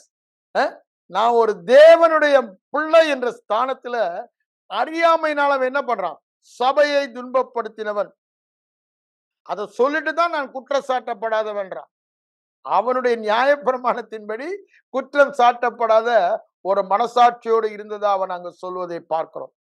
அப்ப நல்லா யோசித்து பாருங்க, தேவனுடைய அழைப்பையும் தெரிந்து கொள்ளுதலையும் மனித அறிவினாலே நாம் புரிந்து கொள்ள முடியுமா? நம்மை தேவன் தெரிந்து கொண்டார். நம்முடைய பேக்ரவுண்ட பாருங்க. அப்பேற்பட்ட கொலைக்கார, பயங்கரவாதி, துன்புறுத்துகிறவன், நாசமாக்குகிறவன், அழிக்கிறவன், தேவதூஷணம் சொல்ல ஜனங்களை கொடுமைப்படுத்தினவன், இவ்வளவும் அவனை பற்றி நாம் வேதத்தில் வாசிக்கிற உண்மையான செயலாக இருக்கிறது. அவனைதான் ஆண்டவர் பவுலாக மாற்றுவதை நாம் பார்க்கிறோம். அப்போஸ்தலர் 9ஆம் அதிகாரத்தில் நாம் அதை பார்க்கிறோம். ஒரு பேரொளி அவனை சந்திக்கிறது. சவுலே, முள்ளில் உதைக்கிறது உனக்கு கடினமாம் என்ற வார்த்தை கேட்கிறது. அவன் தரையில விழுகிறான், கண்ணு குருடாவது. என்ன செய்ய சித்தமாய் இருக்கிறேன் என்று கேட்கிறான். நீ தமஸ்குக்கு போ, அங்கே உனக்கு சொல்லப்படும் என்று சொல்லுகிறார். அப்ப அனனியா வரார். அனனியா வரும்பொழுதுதான் தேவன் அவனை தெரிந்து கொள்ளுகிற அழைப்பை சொல்லுவதை நாம் பார்க்கலாம். அந்த 9ஆம் அதிகாரத்துக்கு வாங்க. முத தேவன் சந்திக்கும் பொழுதே அவனுடைய அழைப்பை அனனியா மூலமாக சொல்லுவதை நாம் பார்க்கிறோம். 9ஆம் அதிகாரத்துல பாருங்க, அப்போஸ்தலர் என்று சொல்லுகிறானே, அந்த அழைப்பு எப்போ? the minute he was born again. அதனாலதான் சொல்றான் கலாத்தியர் 1:15, தாயின் வயிற்றில் பிறந்தது முதல் என்னை பிரித்தெடு. ஐயா, இவ்வளவு செய்தான். ஆனா அவனுடைய அழைப்பு என்ன? அவன் பிறக்கிறதுக்கு முன்பே இவ்வளவு செய்வான் ஆண்டவருக்கு தெரியும். அவனை சந்திக்கும் பொழுது அவன் மனமாறுவான் முன்னறிவின்படி அவருக்கு தெரியும். ஆகவேதான் அவனை முன்குறித்தார், அப்போஸ்தலனாக தேவ சித்தத்தின்படி அவனை அழைத்தார். அது தேவ சித்தம் என்பதை காண்பிக்கிறார். அதனாலதான் சொல்றான் கலாத்தியர் 1:15, கிருபையினால் அழைக்கிறார். எங்க தாயின் கற்பத்தில், அப்போ நன்மை தீமை எதுவுமே செய்யாத நேரத்துல, அதற்கப்புறம் அவன் எவ்வளவு பெரிய கொலைக்கார பாவி, எவ்வளவு பெரிய பயங்கரவாதி, அழித்தவன், நாசமாக்கினவன், கொடுமைப்படுத்தினவன், தேவதூஷணம் சொல்ல கட்டாயப்படுத்தி, ஏகப்பட்ட வார்த்தை. அந்த எக்ஸ்ட்ரீம் போன பிறகுதான் ஆண்டவர் அவனை திரும்பவும் தன் பக்கமாக இழுப்பதை பார்க்கிறோம். தேவனுடைய ஞானம், அறிவு, பொக்கிஷம், அப்படித்தானே சொல்றாரு 11ஆம் அதிகாரம் ரோமர்ல. இத அளவிடப்பட முடியாதுங்க. இந்த மூல அறிவுல ஒண்ணு அதை புரிந்து கொள்ளவே முடியாது. அத மூல அறிவுல புரிந்து கொள்ள ஆரம்பிச்சோம்னா நமக்கு பைத்தியமே பிடிச்சு. அந்த அளவுக்கு தேவனுடைய ஞானம், அறிவு, தெரிந்து கொள்ளுதல், இவைகளை மனித மூளையால் புரிந்து கொள்ளவே முடியாது. அது அவ்வளவு ஐஸ்வர்யம் உள்ளது. தேவன் என்பது பவுல் சொல்றாரு, மனித ஞானத்திலும் மேலானது என்று சொல்றார். அப்ப பாருங்க, அது நம்மளால அது இட்ஸ் காட். பூமிக்கும் வானத்துக்கும் எவ்வளவு தூரமோ அவ்வளவு தூரமாய் உங்க எண்ணங்களை விட என் எண்ணம், நீ இப்படி அப்படி இதுதான் கரெக்ட் ரைட் நீ நினைக்கலாம், அதை விட எத்தனை மடங்கு உயர்ந்தது என்று பார் என்று சொல்லுகிறார். அது தேவனுடைய எண்ணம், தேவனுடைய தீர்மானமும் அழைப்பும் மாறாதது என்று சொல்லுகிறார். அதே ரோம நிறுவனத்தில் தான் சொல்றாரு. அவர் கிருபையினாலே தாயின் வயிற்றிலே உருவாகும் முன்னே சுவிசேஷத்தை வெளிப்படுத்தி அவர் சொல்லும்படி அவர் தெரிந்து கொண்ட பாத்திரம் என்று சொல்லுகிறார். அப்ப பாருங்க, இது தெளிவா அதுதான் இங்க பாக்குறோம். 9ஆம் அதிகாரத்துல அவனை சந்திக்கிட்டு என்ன செய்ய சித்தமாய் இருக்கிறீர் என்ற உடனே சரணாகிறான். அதான் அங்க ஸ்பெஷல் பாருங்க. அந்த சத்தம் கேட்கிறது. இதுவரைக்கும் இயேசு என்ற நாமத்தை எவனா சொன்னா அவனை வெட்டி ஒண்ணுமில்லாமல் ஆக்குகிறவன் இப்போ அவனுக்கு அதே ஆண்டவர் தரிசனம் கொடுக்கிறாரு. அப்ப சொல்றாரு, அவன் உடனே கேட்கிறான். தரையில் இருந்து இல்ல, அதுக்கு முன்னால பாருங்க, நடுங்கி திகைத்து நான் என்ன 6ஆம் வசனம், என்ன செய்ய சித்தமாய் இருக்கிறீர் என்று கேட்டான். நீ எழுந்து பட்டணத்துக்கு போ, அங்கே நீ செய்ய வேண்டியது உனக்கு சொல்லப்படும் என்றார். அப்போ இவ்வளவுதான் ஆண்டவர் அவனுக்கு சொன்னது. இங்க 15ஆம் வசனத்துல பாருங்க, அங்க என்ன சொல்றாரு பாருங்க. அங்க அனனியா வருகிறான். அனனியா கிட்டதான் இவனுடைய அழைப்பை பற்றி அவர் சொல்லுகிறார். அவன் புறஜாதிகளுக்கும் ராஜாக்களுக்கும் இஸ்ரவேல் புத்திரருக்கும் என்னுடைய நாமத்தை, ஐயா இதுவரைக்கும் அந்த நாமத்தை அழித்து ஒழித்து நாசமாக்கி ஒன்றுமில்லாமல் ஆக்க வேண்டும் என்ற பயங்கரவாதியாக இருந்தவனை அந்த நாமத்தை அறிவிக்கிறதற்காக நான் தெரிந்து கொண்ட பாத்திரம் என்று சொல்லுகிறார். தேவனுடைய தெரிந்து கொள்ளுதலை பாருங்க. அதனாலதான் நான் சொன்னேன், 1 கொரிந்தியர் 1ஆம் அதிகாரம் 25-30 வாஸ்து பாருங்க. ரோமர் 9:11 வாஸ்து பாருங்க. ரோமர் 11:6 வாஸ்து பாருங்க. இது தேவனுடைய சித்தம், எல்லாவற்றையும் நடக்கிற தேவ தீர்மானத்தின்படி தேவ சித்தம் என்பதை அங்க எபேசிய நிறுவனத்துல திரும்ப திரும்ப சொல்லுவார். அது இவருடைய அழைப்பே, இது தேவ தீர்மானம், தேவ சித்தம். அதனாலதான் ஆணித்தரமா ஆரம்பிக்கும் பொழுது தேவ சித்தத்தினாலே அப்போஸ்தலனாய் இருக்கிற பவுல், தேவ சித்தத்தினாலே என்று ரொம்ப அத்தாரிட்டேட்டிவா அவர் சொல்வதை நாம் பார்க்கிறோம். அது தேவ சித்தம், அதுல எனக்கு எந்த சந்தேகம் இல்லை என்பதை அவர் சொல்வதை பார்க்கிறோம். எல்லா நிருபங்களிலும் பாருங்க, ஆரம்பிக்கும் போது அப்படித்தான் சொல்றாரு. தன்னுடைய அப்போஸ்தல அழைப்பை உறுதிப்படுத்தி தான் அதுக்கப்புறம் வெளிப்பாடுகளையும் அதற்கப்புறம் எவ்வாறு வாழ வேண்டும் என்பதையும் அவர் சொல்வதை ஒவ்வொரு நிருபங்களிலும் பார்க்கிறோம். அப்படின்னா என்ன, இதை நீங்க லைட்டா எடுத்து கொள்ளவே முடியாது. இது நான் அல்ல, என்னை அனுப்பினவருடைய உபதேசம், என்னை அனுப்பினவருடைய வெளிப்பாடா இருக்கிறது என்பதை தெளிவாய் அங்க சொல்வதை பார்க்கிறோம். இந்த லோக்கா 9:15 அவர் அவ்வாறு அங்க சொல்றாரு. ஆனா இத ஃபுல்லா பவுலே சொல்றான். அனனியா தனக்கு என்ன சொன்னான் என்பதை நீங்க அனனியா சொன்னது நீங்க வாசிக்கணும்னா அந்த அப்போஸ்தலர் 22 அதிகாரம் தானே. அவன் எப்படி அங்க அந்த சங்கத்துக்கு முன்பாக தன்னுடைய வாழ்க்கையை பற்றி சொல்லுகிறானே, அங்க அவன் சொல்வதை பார்க்கிறோம். அங்க அனனியா என்ன பண்றான்? 12ஆம் வசனத்தில் பாருங்க, அல்ல 13 22 13 எடுத்துக்கீங்க. அனனியா என்னிடத்தில் வந்து நின்று, சகோதரனாகிய சவுலே, நீ பார்வை அடைவாயாக என்றார். அந்நேரமே நான் பார்வை அடைந்து அனனியாவை ஏறிட்டு பார்த்தேன். அப்பொழுது அவனுக்கு அவனுடைய அழைப்பை பற்றி அனனியா மூலமா ஆண்டவர் சொன்னது பாருங்க. நம்முடைய முன்னோர்களுடைய தேவனுடைய திரு உள்ளத்தை நீ அறியவும். இதுவரைக்கும் என்ன பண்ண? வேத பிரமாணத்தின் மேலே பக்தி வைராக்கியமாய் இருந்தாய். ஆனா அந்த வேதத்தின் தேவன் மேல உனக்கு ஒரு வெளிப்பாட்டு அறிவு இல்லை. வேதத்தின் மேல பக்தி வைராக்கியம் இருக்கலாம். ஆனா அந்த வேதத்தின் தேவன் மேல ஒரு வெளிப்பாட்டு அறிவு இல்லைன்னா இப்படிதான் இருப்பேன்றதான் அங்க சொல்றாரு. நம்முடைய தேவனுடைய முன்னோர் தேவனுடைய திரு உள்ளத்தை அறிய அப்படின்னா என்னங்க? அவருடைய சித்தத்தை, அவருடைய விருப்பத்தை, அவருடைய திட்டத்தை, அவருடைய எண்ணத்தை, அவருடைய தீர்மானத்தை அறிய, அவரை தரிசிக்க. அவர் நீதிபரர். நீதான் இப்ப நீதி செய்யறன்னு அலைந்து கொண்டு இருக்கிற, நீ நீதி செய்யல. நியாயப்பிரமாணத்துக்காக நீதி செய்யற நினைக்கிற நீ நீதி செய்யல. நீதிபரர் தான் நீதி செய்ய முடியும். அவரை நீ தரிசிக்கவும், அவருடைய திருவாய் மொழியை கேட்கவும் அவர் உன்னை உலக தோற்று அதுதான் முன்னமே தெரிந்து கொண்டார். நீ இவ்வளவு அக்கிரமம் பண்ணாலும் எல்லாமே அவருக்கு தெரியும். உன்னை முன்னமே தெரிந்து கொண்டார். நீ கண்டவைகளையும் கேட்டவைகளையும் குறித்து சகல மனுஷருக்கு முன்பாக அவருக்கு சாட்சியாய் இருக்க வேண்டும் என்று சொல்வதை பார்க்கிறோம். அங்க என்ன தனக்கு அனனியா சொன்னான்றத இங்க இவர்களுக்கு முன்பாக பகிங்கிற அங்க ரெக்கார்ட் ஆகல. லூக்காவுக்கு தெரியல. இங்க சவுலாய் இருந்தவன் அதை பவுலாய் மாறின பின்பு சொல்வதை பார்க்கிறோம். அது மாத்திரமா, தனக்கு தேவன் தரிசனமானார். எங்க? நான் எருசலேம் ஆலயத்திலே ஜெபித்து கொண்டிருந்தேன், அப்பொழுது எனக்கு தரிசனமானார். அப்ப பாருங்க, அப்போஸ்தலர்கள் எல்லாருக்கும் தரிசனமானது எப்போது?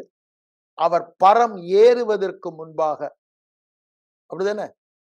ஆக்ட்ஸ் 1ல நம்ம பார்க்கிறோம். யோவான் கடைசியில மத்த ஒவ்வொரு கடைசி அதிகாரங்கள் நம்ம அதை பார்க்கிறோம். சுவிசேஷத்துல அவர் மரித்து உயிரோடு எழுந்து பரம் ஏறுவதற்கு முன்பாக அவர்களுக்கு அங்க தரிசனம் கொடுப்பதை பார்க்கிறோம். 1ஆம் அதிகாரத்துல அவங்க கண்களுக்கு முன்பாக அவர் எடுத்துக் கொள்ளப்படுகிறார். போய் பரிசுத்த ஆவியை அனுப்புகிறார்.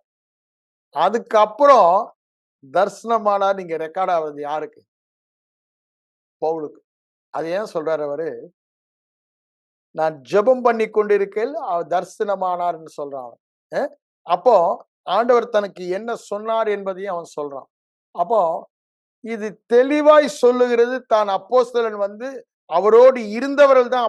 நீங்க ஆக்ட்ஸ் 1ஆம் அதிகாரத்துல பாத்தீங்கன்னா, அப்போஸ்தலர் 1ஆம் பாத்தீங்கன்னா, யூதாசுக்கு பதிலா ஒரு ஆளை தேர்ந்தெடுக்கணும்ன்றாங்க மத்தியாவ. அப்ப என்னாச்சு? அவரோடு இருந்தவர்களில் ஒருவனை, the first qualification அவரோடு இருந்தவர்களில் ஒருவனை, அவரை அறிந்தவர். அப்போ இவன் தரிசனம் பெற்றவன், தேவனை அறிந்தவன், முகமுகமாய் பார்த்தவன், அவரை முகமுகமாய் பார்த்தவன், உயிர்த்தெழுதலை பார்த்தவன். உயிர்த்தெழுந்த பின்பு தனக்கு தரிசனமானார். நீங்க அப்போஸ்தலர் 15ஆம் அதிகாரம் 9-10 வசனங்கள்ல வாசிக்கலாம். இப்படிதானே? கடைசியாக அகால பிறவி போன்ற எனக்கும் தரிசனமானார்னு சொல்லுவோம். 500 பேருக்கு மேல தரிசனமானாரு. கடைசியா எனக்கும் தரிசனமானார். ஆகவே பெரிய அப்போஸ்தலர் நான் ஒன்னும் குறைஞ்சவன் இல்லை. நான் அந்த அப்போஸ்தலருடைய qualification, I had an encounter, தரிசனம் பெற்றவன் என்பதை தெளிவாய் அவன் அங்கு சொல்வதை பார்க்கலாம். திரும்பவும் 26ஆம் அதிகாரத்துல தான் தனக்கு தரிசனமான பொழுது தேவன் என்ன சொன்னார்? 22:17 வாசிட்டு நம்ம அங்க போவோம். நான் எருசலேமுக்கு திரும்பி வந்து தேவாலயத்தில் ஜெபம் கொண்டு இருக்கையில் ஞான திருஷ்டி அடைந்து அவரை தரிசித்தேன் என்று சொல்லுகிறார். அதுதான் குவாலிஃபிகேஷன் ஃபார் அன் அப்பாஸ்டல். ஞான திருஷ்டி அடைந்து தேவனை தரிசித்தேன். பரம் ஏறின பின்பு, அப்படிதானே? ஆவியானவர் ஊற்றப்பட்ட பின்பு. இங்க 26ஆம் அதிகாரத்துக்கு வாங்க. அங்க அவன் ஆண்டவர் தன்னோடு பேசின காரியத்தை சொல்வதை நாம் பார்க்கலாம். பாருங்க, அங்க என்ன சொல்றான்? 17ஆம் வசனத்துல ஆண்டவர் சொன்ன, நீ சுய ஜனத்தாரினின்றும் அந்நிய ஜனத்தில் நின்று உன்னை விடுதலை ஆக்கி அவர்கள் என்ன பண்ணுமா? இயேசு கிறிஸ்துவை பற்றும் விசுவாசத்தினாலே பாவ மன்னிப்பையும் பரிசுத்தமாக்கப்பட்டோடைய சுதந்திரத்தையும். 2 காரியம் சொல்றாரு. ஒண்ணு, பாவம் மன்னிக்கப்பட்டு பரிசுத்தவானா மாறணும். 2வது, இப்படி பரிசுத்தவானா மாறினவன் அந்த பரிசுத்தவான் என்ற ஐஸ்வர்யத்துல வாழணும். அதுதான் சுதந்திரம். சுதந்திரத்துடைய ஐஸ்வர்யத்துல வாழணும். அதற்கு நீ என்ன செய்ய வேண்டும்? அததான் அங்க சொல்றாரு. அவர்களை இருளை விட்டு ஒளி, இது ரட்சிக்கப்படுறது. சாத்தானுடைய அதிகாரத்தை விட்டு தேவனிடத்திற்கு, அது என்ன? பாவ மன்னிப்பை பெற்று ரட்சிக்கப்படுறது சொல்றாரு. திருப்பும்படிக்கு அடுத்ததுதான் என்ன? பரிசுத்தவானுடைய கண்களை திறந்து அவர்கள் தங்களுடைய ஐஸ்வர்யத்தில் வாழ வேண்டும். அதற்காக உன்னை தெரிந்து கொண்டு அனுப்புகிறேன் என்று சொல்லுகிறார். அதற்கு தாங்க எபேசு நிருபமே எழுதப்பட்டது. இந்த அழைப்பு தான், இந்த தெரிந்து கொள்ளுதல் தான். அவனை இவ்வாறு தெரிந்து கொண்டு அவனுக்கு வெளிப்பாடு தருகிறார்.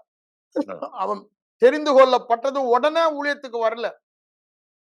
அரபி தேசத்துக்கு போறான் 2 வருஷம். அப்புறம்தான் எருசலேமுக்கு வரான். அப்பதான் ஆலயத்துல ஜெபிக்கும் பொழுது இந்த வெளிப்பாடை பெற்றுக் கொள்ளுகிறான். ஜெபித்துக் கொண்டிருக்கும் பொழுது ஞான தரிசித்து அவரே எனக்கு. அதுக்கப்புறம் திருப்பியும் கொரிந்து சபையிலும் சொல்றாரு, இங்க அநேக ஆத்துமாக்கள் ஒன்னும் தரிசனமாகின்றாரு. அப்புறம் திரும்ப எருசலேம்ல சாட்சி கொடுத்துட்ட, இப்ப ராயனுக்கு முன்பாக நிக்க போற, அங்கேயும் நீ எனக்கு சாட்சி கொடுக்க போற, ரோமபுரியிலும். அப்பமா திரும்ப திரும்ப அவருக்கு தரிசனமாகி ஆண்டவர் அவரோடு உறவாடுவதை பார்க்கிறோம். முக்கியமான கட்டளங்கள் எல்லாம் ஆண்டவர் பேசுகிறார். மீதி நேரங்க அவன் குழம்பி போறதை கூட நம்ம பார்க்கிறோம். அப்போஸ்தலர் 16ஆம் அதிகாரத்துல அவன் போகணும்னு நினைக்கிறான், ஆவியானவர் தடை பண்ணுகிறார். அது மாதிரி நம்ம தெளிவாய் பார்க்கிறோம். இங்க நான் ஏன் இதை சொல்ல வரேன்னா, இந்த எபேசு நிருபத்தில் சொல்லப்பட்டது அவனுடைய அழைப்பை காண்பிக்கிறது. அததான் இங்க சொல்றாரு, பரிசுத்தவான்கள் பரிசுத்தமாக்கப்பட்டவர்களுக்குரிய சுதந்திரத்தை பெற்றுக்கொள்ள. அப்போ நீங்களும் நானும் ரட்சிக்கப்பட்டனா பரிசுத்தவான்கள். அப்போ நாம் ஏற்கனவே ஏற்கனவே பரிசுத்தமாக்கப்பட்டவர்களுக்கு ஒரு சுதந்திரம் வைக்கப்பட்டிருக்கிறது. அததான் ஐஸ்வர்யம் என்று இங்க அந்த சுதந்திரத்தின் ஐஸ்வர்யத்தை எபேசு நிருபம் முழுவதுமாய் பார்க்கிறோம். அதுல அவங்க வாழ வேண்டுமானால் நீ அவங்க கண்களை திறக்கணும். எதன் மூலமாக? சுவிசேஷத்தை. அந்த சுவிசேஷத்தை தான் எபேசு நிருபத்துல சொல்றாரு. இந்த எபேசு நிருபத்துல சொல்ற சுவிசேஷம் அவருடைய நிருபங்களில எல்லாமே நம்ம பார்க்கலாம். கொலோசியர் நிருபத்திலையும் பார்க்கலாம். அந்த சுவிசேஷத்தை நாம் புரிந்து கொண்டோமானால், ஆனா எபேசு நிருபத்தை ரொம்ப தெளிவா அதை சொல்லுவார். சுவிசேஷம் எதற்குங்க? கண்கள் திறக்கப்பட்டு. இப்போ நீங்களும் நானும் நமக்கு கொடுக்கப்பட்ட ஐஸ்வர்யத்தில் வாழவில்லை, நமக்கு கொடுக்கப்பட்ட சுதந்திரத்தின் ஐஸ்வர்யத்தில் வாழலைன்னா ஒரே காரணம், அந்த பகுதியிலே நமக்கு வெளிப்பாடு கண் திறக்கலன்னா வெளிப்பாட்டு அறிவு இல்லை. அந்த வெளிப்பாட்டு அறிவு வந்துட்டா அப்படிதான் will start living in that word. வசனத்தின் வெளிச்சத்தில் நாம் நடப்போம். எப்போ? அந்த வெளிச்சம் வரும் பொழுது.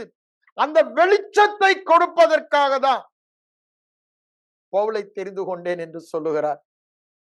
நான் இன்னொரு விதத்துல சொல்லலாம், நீங்க எப்படி நடக்கலாம். இன்று நானும் நீங்களும் நமக்கு கொடுக்கப்பட்ட ஐஸ்வர்யத்தின் சுதந்திரத்தின் ஐஸ்வர்யத்தை வெளிப்பாடுபடிதான் இந்த எபேசு நிருபத்தை ஆராய்ந்து படிக்கும் பொழுது ஆவியானவருடைய நம் கண்களை திறக்க இந்த ஒரு தருணத்தை நமக்கு தந்திருக்கிறார். நல்ல அவருடைய அழைப்பை பார்க்கிறோம். அந்த அழைப்பிலேயே அவர் சொல்லிட்டார் இந்த எபேசு நிருபம் என்னங்கன்னு. God can work effectively அப்படின்னு தேவன் உன்னில் வல்லமையாய் கிரியை செய்வது இந்த எபேசு நிருபத்தின் சுவிசேஷத்தை வெளிப்பாடாக வெளிச்சம் பெறுவது, கண்கள் திறக்கப்படுவது என்று சொல்லுகிறார். அதற்குத்தான் நம்மை அழைத்திருக்கிறார். நம்ம ஒரு சின்ன கூட்டம் தான், நம்ம யோசிக்கலாம். ஆனா நாம் முழுதுமா இருதயத்துல விசுவாசிக்கிறேன், நாம் சாதாரணமானவர்கள் அல்ல. தேவனுடைய பரிபூரணத்தின் ஐஸ்வர்யத்தில் வாழதான் நம்முடைய கண்கள். அததான் இங்க சொல்ல வருகிறார். யாருக்கு? பரிசுத்தவான்களுடைய சுதந்திரத்தை பெற்றுக்கொள்ளும்படியாக நம்முடைய கண்கள் எபேசு நிருபத்தை நம்மை படிக்க வைத்திருக்கிறார். இந்த எபேசு நிருபத்தை கருத்தாய் ஆராய்ந்து படிக்கும் பொழுது ஆவியானவரே நமக்கு உதவி செய்கிறார். நீங்க படிக்காம தியானிக்காம ஆவியானவர் உதவி செய்ய முடியாது. கருத்தாய் ஆராய்ந்து படிக்கும் பொழுது அதை கண்டுபிடிக்கிறவர்களுக்கு அந்த வெளிச்சம் கிடைக்கும். அப்படின்னு என்ன? வெளிச்சம் கிடைப்பதுதான் கண்டுபிடிப்பது. இந்த சுதந்திரத்தை நாம் கண்டுபிடிப்பது, இந்த சுதந்திரத்தின் ஐஸ்வர்யத்தை கண்டுபிடிப்பது, கண் திறக்கப்படுவது, வெளிச்சம் அடைவது. பேதுரு சொல்றாருல 2 பேதுரு 1:10, அந்த விடிவெள்ளி நட்சத்திரம் தோன்றும் வரை இதை தொடர்ந்து எபேசு நிருபத்துல நாம் வாரம் பார்க்கிறோம். அந்த வாரம் முழுவதுமா அதை தியானிக்கிறோம், அதை திரும்ப கேட்கிறோம். அதன் மூலமாக ஆவியானவர் அந்த பகுதியிலே நமக்கு வெளிச்சத்தை தருகிறார். அவர் ஆவலோடு காத்து கொண்டு இருக்கிறார். வேதவசனம் இருதயத்துக்கு வந்துச்சுன்னா வெளிச்சம் கொடுக்க அவர் ஆவலோடு ஆவியிலே காத்து கொண்டு இருக்கிறார். அந்த வெளிச்சம்தான் நம்மை சுதந்திரத்தில் பங்கடைய பண்ணுகிறது என்று சொல்லுகிறார். பரிசுத்தமாக்கப்பட்டவருடைய சுதந்திரத்தை பெற்றுக்கொள்ளும்படியாக கண்களை திறக்கும் பொருட்டு, பரிசுத்தவானுடைய சுதந்திரத்தை ஐஸ்வர்யத்தை பெற்றுக்கொள்ளும்படியாக என்னுடைய கண்கள் உங்களுடைய கண்களை திறக்கும் பொருட்டு ஆவியானவர் நம்மை எபேசு நிருபத்தில் உள்ள சுவிசேஷத்தை, நல்ல செய்தியை ஆராய்ந்து படிக்க, அதன் மூலம் வெளிப்பாடு தந்து நாம் பெற்றுக்கொள்ள நம்மை அழைத்திருக்கிறார் என்பதுதான் இங்க அழைப்பை பற்றி அந்த அப்போஸ்தலர் தேவ சித்தத்தினாலே அப்படின்னு என்னங்க, அவர் அழைக்கப்பட்டது தேவ சித்தம். அது மாத்திரமல்ல, நீங்களும் நானும் இன்னைக்கு எபேசு நிருபத்தை படிக்கிறோம்னா அது தேவ சித்தம். அந்த தேவ என்பதை இந்த எபேசு நிருபத்தை கருத்தாய் ஆராய்ந்து நாம் படிக்கிறபடினாலே நமக்கு அந்த சித்தத்தை வெளிப்படுத்துகிறார். அந்த சித்தத்தை நாம் வெளிப்பாடாக, சித்தம் என்பது தேவனுடைய சுவிசேஷத்தை காண்பிக்கிறது. தேவ தீர்மானம் சுவிசேஷம். எபேசு நிருபத்தில் சுவிசேஷம் என்று சொல்லுகிறார். இந்த சுவிசேஷத்துக்கு நான் ஊழியக்காரனானேன், அந்த கிருபை எனக்கு அளிக்கப்பட்டது. அப்படித்தானே சொல்றாரு. என்ன சுவிசேஷம்? கிறிஸ்துவின் அளவற்ற ஐஸ்வர்யம். அந்த 3ஆம் அதிகாரத்துல அது ரொம்ப அழகா சொல்லி கொண்டு போவதை நாம் பார்க்கலாம். முன்னே கொஞ்சம் வெளிப்படுத்தின 1ஆம் அதிகாரத்துல, இப்பொழுது இன்னும் கொஞ்சம் சொல்றேன் 3ஆம் அதிகாரத்துலன்றாரு. அப்ப பாருங்க, அந்த வெளிப்பாடுகளை பவுல் எவ்வாறு வெளிப்பாடாக பெற்று எவ்வளவு தைரியமா சொல்றாரு பாருங்க. தேவ சித்தத்தினாலே இவ்வளவு உருவமே கொண்டவனாய் இருந்தவன். இப்ப பாருங்க எவ்வளவு தைரியமா சொல்றான். தேவ சித்தத்தினாலே நான் அப்போஸ்தலன். அந்த தேவ சித்தம் நம்மை குறித்த சித்தம் என்பதை வெளிப்பாடு பெற்ற அப்போஸ்தலன். அவன் தேவ சித்தத்தினால் அப்போஸ்தலன் மாத்திரமல்ல, எனக்கும் உங்களுக்கும் தேவ சித்தம் என்ன என்ன பரிசுத்தவர்களுடைய சொத்துல ஐஸ்வர்யத்துல, சுதந்திரத்துல நாம் வாழ வேண்டும். நம்முடைய கண்கள் திறக்கப்பட வேண்டும். அதற்கு தான் பவுல் அந்த பவுல் எபேசு நிருபத்தை எழுதி நம்ம கையிலே ஆவியானவர் கொடுக்கப்பட்டிருப்பது காரணமே அதுதான். வேற இல்லவே சித்தம். அந்த ஐஸ்வர்யத்தை குறித்த சித்தத்தை, நிருபத்தை ஆராய்ந்து படித்து நாம் அறிந்து புரிந்து கண்கள் திறக்கப்பட்டவர்களாக பவுலை போல வெளிப்பாடு நாம் வாழ வேண்டும் என்பதற்குத்தான் தேவன் இந்த தருணத்தை நமக்கு தந்திருக்கிறார். அப்போ பவுலுடைய வாழ்க்கையை பார்க்கும் பொழுதே நம்ம அழைப்பை பாருங்க. நமக்காக அழைக்கப்பட்டவன். அன்னைக்கு வாழ்ந்த பரிசுத்தவான்களுக்கு அல்ல, இன்றைக்கும் இனிமேலும் வருகிற பரிசுத்தவான்களுக்காக அழைக்கப்பட்டவன். எதற்கு? கண்களை. அதற்குத்தான் அது எழுதி கொடுக்கப்பட்டது. அவன் போன இடமெல்லாம் சுவிசேஷ புயலாக இருந்தான். இன்னைக்கும் நமக்கு அவர் சுவிசேஷ புயலாக இருக்கிறார். அவருடைய நிருபங்களின் முதலாக அவன் போன இடமெல்லாம் விளக்கை ஏற்றுகிறவனாய் இருந்தான். அப்படித்தானே? குருடா இருந்த ஜனங்களின் கண்களை திறந்து இருளின் அதிகாரத்தில் இருந்து ஒளியின் அதிகாரத்திற்கு, பிசாசின் அதிகாரத்தில் இருந்து தேவனுடைய குமாரனுடைய அதிகாரத்திற்கு மாற்றுவனாய் இருந்தான். அது மாத்திரம் அல்ல, தேவ குடும்பத்தில் இணைக்கப்படுவது மாத்திரம் அல்ல, அவனுடைய ஊழியத்தில் பிரதானமானது, அதான் நிருபங்கள் காண்பிக்கிறது. பிரதானமானது என்ன? பரிசுத்தவான்களின் சுதந்திரம் இன்னது என்று அறிந்து அதில் பங்கடைய வேண்டும். திவ்ய பாவத்தில் நாம் பங்கடைய வேண்டும். தேவ ராஜ்யத்தை பூமியிலே வாழ வேண்டும். பவுல் 3ஆம் வானம் வரை எடுத்துக் கொள்ளப்பட்டான். அந்த தேவ ராஜ்யத்தின் அனுபவத்தை அவன் கண்களால் பார்க்க முடிந்தது என்பதல்ல, அந்த 3ஆம் வானத்தின் வாழ்க்கையை நாம் வாழ வேண்டும். அதுதான் தன்னுடைய அழைப்பை குறித்து சொல்றான். தன்னுடைய அப்போஸ்தல அழைப்பின் காரணமே அன்று வாழ்ந்த பரிசுத்தவான்கள் மாத்திரம் அல்ல, இந்த நிருபம் எபேசுவில் உள்ள பரிசுத்தவான்களுக்கு மாத்திரம் அல்ல, என்றும் வாழ்கிற பரிசுத்தவான்களுக்கு ஆவியானவரால் அவரால் தெரிந்து கொள்ளப்பட்ட பாத்திரமாகிய பவுலின் மூலமாக நமக்கு கொடுக்கப்பட்டிருக்கிறது. இவ்வளவு பெரிய பொக்கிஷத்தை நாம் பெற்றிருக்கிறோம். அவருடைய ஐஸ்வர்யம் பொக்கிஷமாக நமக்கு கொடுக்கப்பட்டு இருக்கிறது. இவ்வளவு பெரிதான பொக்கிஷத்தை குறித்து நாம் கவலையற்று இருக்கக்கூடாது. அப்படின்னு என்ன? ஏனோ தானோன்னு வாசிக்க கூடாதுன்ற, அத ஆவலோடு கருத்தோடு அதை நான் அனுபவித்தே எப்படி இந்த எபேசு நிருபத்தில் சொல்லப்பட்ட சுவிசேஷ சத்தியங்களை, ஆசீர்வாதத்தை, சொல்லப்பட்ட சொத்தை, எங்க அப்பா எனக்கு அந்த குடும்பத்தில் என்னை இணைத்ததோடு விட இல்ல, அந்த குடும்பத்தின் சொத்தையெல்லாம் என் பேருக்கு அவருடைய சித்தம் என்று வில்லாக எழுதி கொடுத்து விட்டார். தமிழ்ல சொன்னா உயிலாக எழுதி கொடுத்தார். அததான் இந்த எபேசு நிருபம் நமக்கு காண்பிக்கிறது. ஆனா இது சாதாரண மூளை அறிவினால படித்து நாம் பிரயோஜனமே இல்லைன்றார்.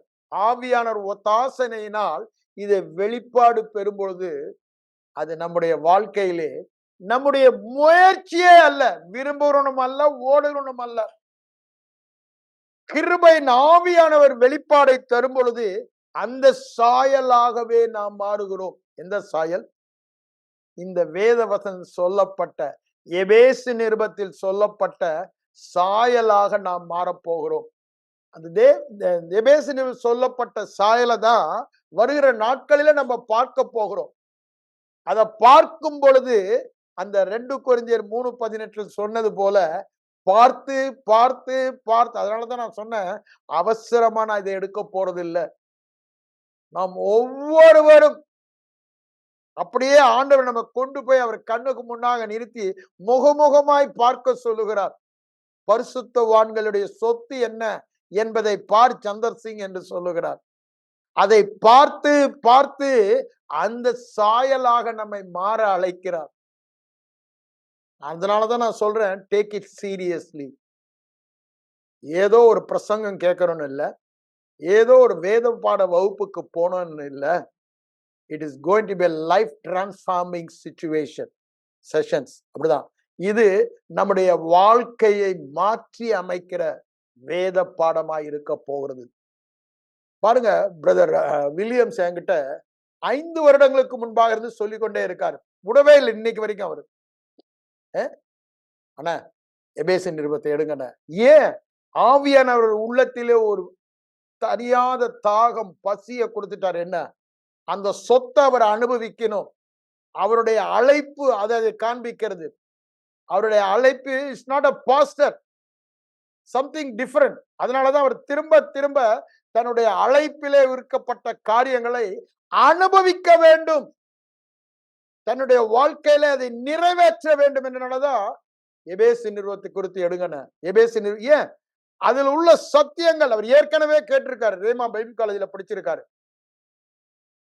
Rhema Bible college famous man at Singapore. அவரும் எபேசு நிறுவத்தை குறித்து அவருக்கு பொதித்திரு. ஆனா இன்னும் அந்த தாகம் தனியவில்லை. இன்னும் ஆழமா இன்னும் இருக்கு அதுல. இன்னும் நான் பார்க்கணும். ஏன் அந்த சொல்ல வர? தாகம் உள்ளவன் மேல் தண்ணீரையும் ஆண்டவர் அதை செய்வாரு. அவருக்கு மாத்திரமல்ல, இதை நம்ம சீரியஸா எடுத்துக்கொண்டோமானால் நம்முடைய ஒவ்வொருடைய வாழ்க்கையிலும் தேவன் அதை நிச்சயமாய் நிறைவேற்ற போகிறார். ஒரு சாதாரண வாழ்க்கை அல்ல, பரிசுத்தவான்களின் சுதந்திரத்தில், ஐஸ்வர்யத்தில் நாம் வாழ போகிறோம். எபேசு நிருபத்தின் கருப்பொருளே ஐஸ்வர்யம் உள்ளவனாயிரு. எல்லா பொருளாதாரத்தை மாத்திரம் நான் சொல்லல, திரும்பவும் சொல்றேன். எல்லா கிறிஸ்துவின் அளவற்ற ஐஸ்வர்யத்தை சுவிசேஷமாக இந்த நாட்களிலே கேட்டு பார்த்து பார்த்து பார்த்து அந்த ஐஸ்வர்யம், கிறிஸ்துவின் அளவற்ற ஐஸ்வர்யம் எல்லா பகுதிகளிலும் பரிபூரணமாக நாம் அனுபவிக்க போவது நிச்சயம். அந்த விசுவாசத்தோடு, அந்த எதிர்பார்ப்போடு நாம் தொடர்ந்து ஆராய்ந்து பார்ப்போம். நான் இன்னும் நிறைய காரியங்கள் இந்த நாள்ல இன்ட்ரோடக்ஷன்ல சொல்லணும்னு நினைச்ச முதவசனத்துல, ஆனா ஆவியானவர் இதுல தெளிவாய் நிறுத்துகிறார். என்ன? பரிசுத்தவான்களின் சுதந்திரம். அததான் எபேசியர் நிருபம் 1 அதிகாரத்துல சொல்றாரு. அவருடைய அளவற்ற ஐஸ்வர்யம் என்று சொல்லுகிறார். சுதந்திரத்தினுடைய மகிமையின் ஐஸ்வர்யம், அந்த மகத்துவத்தின் ஐஸ்வர்யம் நம்மை சுதந்திரராக முன்குறித்திருக்கிறார். எப்போ? உலக தோற்றத்திற்கு முன்பே. பவுல் சொல்றார்ல, பவுலுடைய பழைய வாழ்க்கை, பவுலை நம்ம அட்மையர் பண்ணும் பொழுது நம்மை குறித்தும் அதுதான் சொல்லுகிறது. பவுலுக்கு மாத்திரமல்ல, எனக்கு எப்பவுமே பழைய ஏற்பாடுல தாவீது, புதிய பவுல்னா ஒரு பெரிய ஹீரோஸ் தான் 2 பேரும். ஆனா ஆண்டவர் என்ன சொல்றாரு? அதுல நிறுத்திராத. இயேசுவை சுவிசேஷத்துல பார்க்கும் பொழுது அதுல நிறுத்திராத, அதுல ஒன்ன பாரு என்றார். அப்படிதானே? கிறிஸ்துவுக்குள் இருக்கிறபடியால் அவர் ஒவ்வொரு அற்புதங்களை செய்யும் பொழுது அவருக்குள் இருக்கிற உன்னை பார் என்று சொல்லுகிறார், உனக்குள் இருக்கிற அவரை பார் என்று சொல்லுகிறார். அதேதான் இங்கேயும் சொல்றார். அந்த அழைப்பு தான் அவருக்கு கொடுக்கப்பட்ட சுவிசேஷம் தான், அந்த வெளிப்பாடு தான் உனக்கும் கொடுக்க போறேன், நீ அந்த இதுலதான் வாழ போறேன்னு சொல்றாரு. அதற்கு தான் நமக்கு இந்த தருணத்தை கொடுத்திருக்கிறார், சந்தேகமே கிடையாது. தொடர்ந்து இந்த வாரம் முழுவதுமாய் நீங்க வேதத்துல ஆராய்ந்து படிங்க. அந்த பேக்ரவுண்ட்ல இருக்கவனை எப்படி கொண்டு வந்து என்ன செய்ய வைக்கிறார்? யாருக்கு? நமக்கு. இது தேவ சித்தம். தேவ சித்தத்தினாலே நாம் பரிசுத்தவான்களின் சுதந்திரத்தின் ஐஸ்வர்யத்தை அனுபவிக்க வேண்டும். அதில் வாழ நம்மை ஆவலோடு அவர் காத்துக்கொள்ள, நம்ம தான் இது அவருடைய வேலையை அவர் பரிபூர்ணமாய் செய்து முடித்து விட்டார். ஆவியானவரையும் அனுப்பி விட்டார். பவுல் மூலமாக அந்த ரகசியத்தை வெளிப்படுத்தி விட்டார். ரகசியமாக இருந்தது பழைய ஏற்பாடுல. இப்ப நமக்கு அது ரகசியமே இல்லை, அது வெளிப்பாடாக எழுதி கையில கொடுத்துட்டாரு. எழுதப்பட்டவைகள் எல்லாம் எதற்கு எழுதப்பட்டு இருக்கிறது? நமக்கு உறுதியை கொடுக்க, உறுதியை கொடுக்க, அத உறுதியை கொடுக்கதான். அத வந்து தமிழ் பைபிள்ல வித்தியாசமா நமக்கு இருக்குது. நான் வேணா அந்த வசனத்தை எடுக்கிறேன். நீதிமொழிகள் 22ஆம் அதிகாரத்துல பாத்தீங்கன்னா, அங்க என்ன சொல்லுவாரு? 17ஆம் வசனம், உன் செவியை சாய்த்து ஞானியுடைய வார்த்தையை கேட்டு என் போதகத்தை இருதயத்திலே வை என்று சொல்லுகிறார். இந்த எபேசு நிருபம் இருதயத்திலே வைக்கப்பட வேண்டும். அப்போஸ்தலனாகிய பவுலின் மூலமாக கொடுக்கப்பட்ட வெளிப்பாடு, நற்செய்தியை நீ கேட்டு உன் இருதயத்திலே வை. அதை இருதயத்துல வைத்து என்ன பண்ணுமா? அதை அப்படியே அதை காத்து கண்ணும் கருத்துமாய் அதை காத்து கொள்ள வேண்டும். மற்ற குப்பை போட்டு அதை அமுக்க கூடாது. அப்போ அதுக்கு என்ன பண்ணணுமா? உன் உதடுகளிலே நிலைத்திருக்க பண்ணு. அது உனக்கு இன்பமாய் இருக்கும் வரைக்கும் வாயை திறந்தா இந்த எபேசு நிருபத்தில் சொல்லப்பட்ட சுவிசேஷத்துக்கு ஏற்ற மாதிரி தான் பேசணும். அதற்கு எதிராக நான் ஒன்னையும் பேச மாட்டேன். என்னை குறித்தோ, என் ஊழியத்தை குறித்தோ, குடும்பத்தை குறித்தோ இந்த சுவிசேஷத்தில் சொல்லப்பட்டது என் உதடுகளில் அது அப்படியே பிக்ஸ் ஆகணுமா, நிலைத்திருக்கணும். அப்படி ஃபெவிகால் போட்டு ஒட்டின மாதிரி ஒட்டிடணுன்றாரு. ஒட்டிடுச்சுன்னா அங்க வேற வார்த்தையே வராது. அததான் அவர் சொல்றாரு. எதற்கு? 19ஆம் வசனம் பாருங்க. உன் விசுவாசம் கர்த்தர் பேரில், கர்த்தருடைய வார்த்தை பேரில் இருக்கும் பொருட்டு அதுக்குதான் உனக்கு தெரியப்படுத்தினேன் என்று சொல்லுகிறார். அவர் இந்த நிருபங்களை எழுதி கொடுத்த காரணமே அதுதான். அந்த 20ஆம் வசனத்துல பாருங்க, அதை தெரியப்படுத்தினேன்னு சொல்லிட்டு அதன் யதார்த்தத்தை உனக்கு தெரிவிக்கும்படி. யதார்த்தத்தை என்று இங்கிலீஷ்ல அது ரொம்ப தெளிவா வருது. நீங்க வீட்டில் வேணா போய் இங்கிலீஷ் பண்ண. To know the effectiveness, to know the sureness, அதோடைய அதாவது இந்த நிருபங்களில் சொல்லப்பட்ட வார்த்தையின் நிச்சயத்தை, அததான் சொல்றாரு. யதார்த்தம் போட்டனால நம்ம என்னமோ நினைச்சிட்டு போறோம். அது உறுதியானது, நிச்சயமானது. அதை உனக்கு தெரிவிக்கும்படி பவுல் தான் நமக்கு அனுப்பப்பட்டவர். நான் என்ன சொல்ல வரல, பவுல் மூலமாய் சத்திய வார்த்தைகளை மறுமொழியாக இந்த உதட்டிலே பேசும்படிக்கு ஆலோசனையும் ஞானத்தையும் பற்றி உனக்கு முக்கியமானவைகளை நான் எழுதவில்லையா? இங்கிலீஷ் சொல்லும் பொழுது முக்கியமானவைகளை எக்ஸலண்ட் என்றான். Excellent council and excellent wisdom எங்க இருக்கு? எபேசு நிருபத்தில் இருக்கு. ஆண்டவர் அதை உனக்கு நாம் எழுதவில்லையா? எழுதி கையில கொடுத்துட்டேன், எழுதி உனக்கு தெரியப்படுத்திட்டேன். நீ யாரு?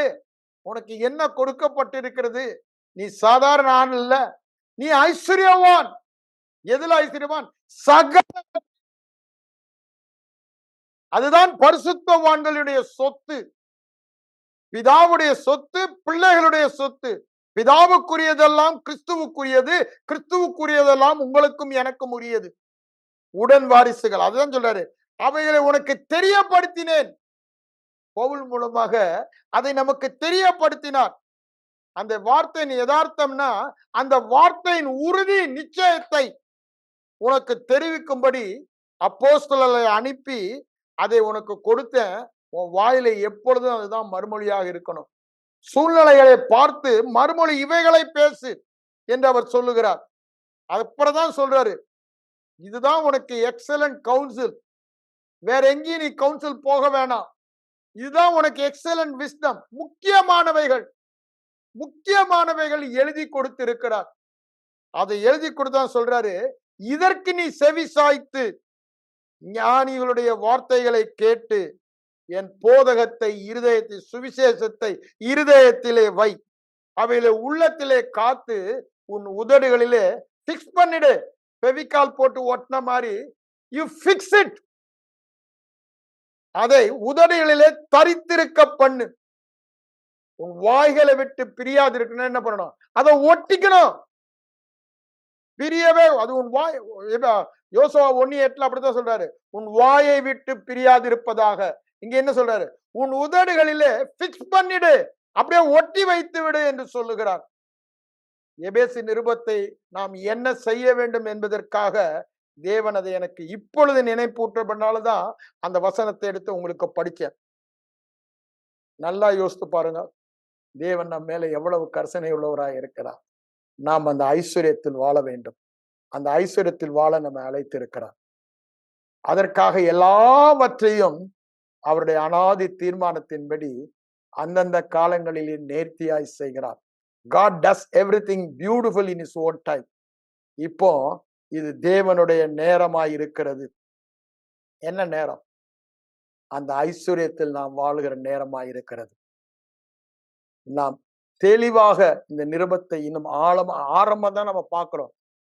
இன்னும் எவ்வளையோ காரியங்கள் நம்ம பார்க்க போறோம். ஆவியானவர் நம்மோடு பேச போகிறார். நிச்சயமாக இந்த நாளில் உங்கள் ஒவ்வொருவரோடும் இந்த வார்த்தையை கேட்க ஒவ்வொருவரோடும் ஆண்டவர் ஏதோ ஒரு பகுதியிலே பேசுகிறார். ஏதோ ஒரு வார்த்தை, அந்த வார்த்தை உங்களிலே கிரியை செய்யப்படும். அது யதார்த்தமானவைகள் என்று சொல்லுகிறார். இது யதார்த்தமானவைகள், யதார்த்தமானவைகள். அது சாதாரணமா காரியம் அல்ல. கண்களை மூடி ஜெபிப்போம். எங்கள் அன்பின் பரலோக பிதாவே, இந்த காலை வேளைக்காக உம்மை ஸ்தோத்திரிக்கிறோம் ஆண்டவரே. எபேசு நிருபத்தில சவுலாய் நீர் பவுலாக மாற்றி அவர் மூலம் வெளிப்பட்ட ஐஸ்வர்யத்தை நாங்கள் பார்க்க எங்களை அழைத்தீர் ஆண்டவரே. நாங்க பார்ப்பது மாத்திரமல்ல, அதை புசிப்பவர்களாகவும் எங்களை அழைத்தீங்க ஆண்டவரே. அந்த விசுவாசத்துல நாங்க பார்க்கிறதோடு நிறுத்தி விடாமல் அந்த சுதந்திரத்தை அனுபவித்து புசிக்கிறவர்களாய் காணப்பட எங்கள் ஒவ்வொருடைய கண்களையும் பிரகாசமுள்ள மனக்கண்களாக்க நாங்கள் உம்மை நோக்கி பார்க்கிறோம். தொடர்ந்து ஆவியானவர் எங்களோடு இந்த நிருபங்கள் மூலமாய் பேசும். இயேசுவின் மூலம் பிதாவே, ஆமென்.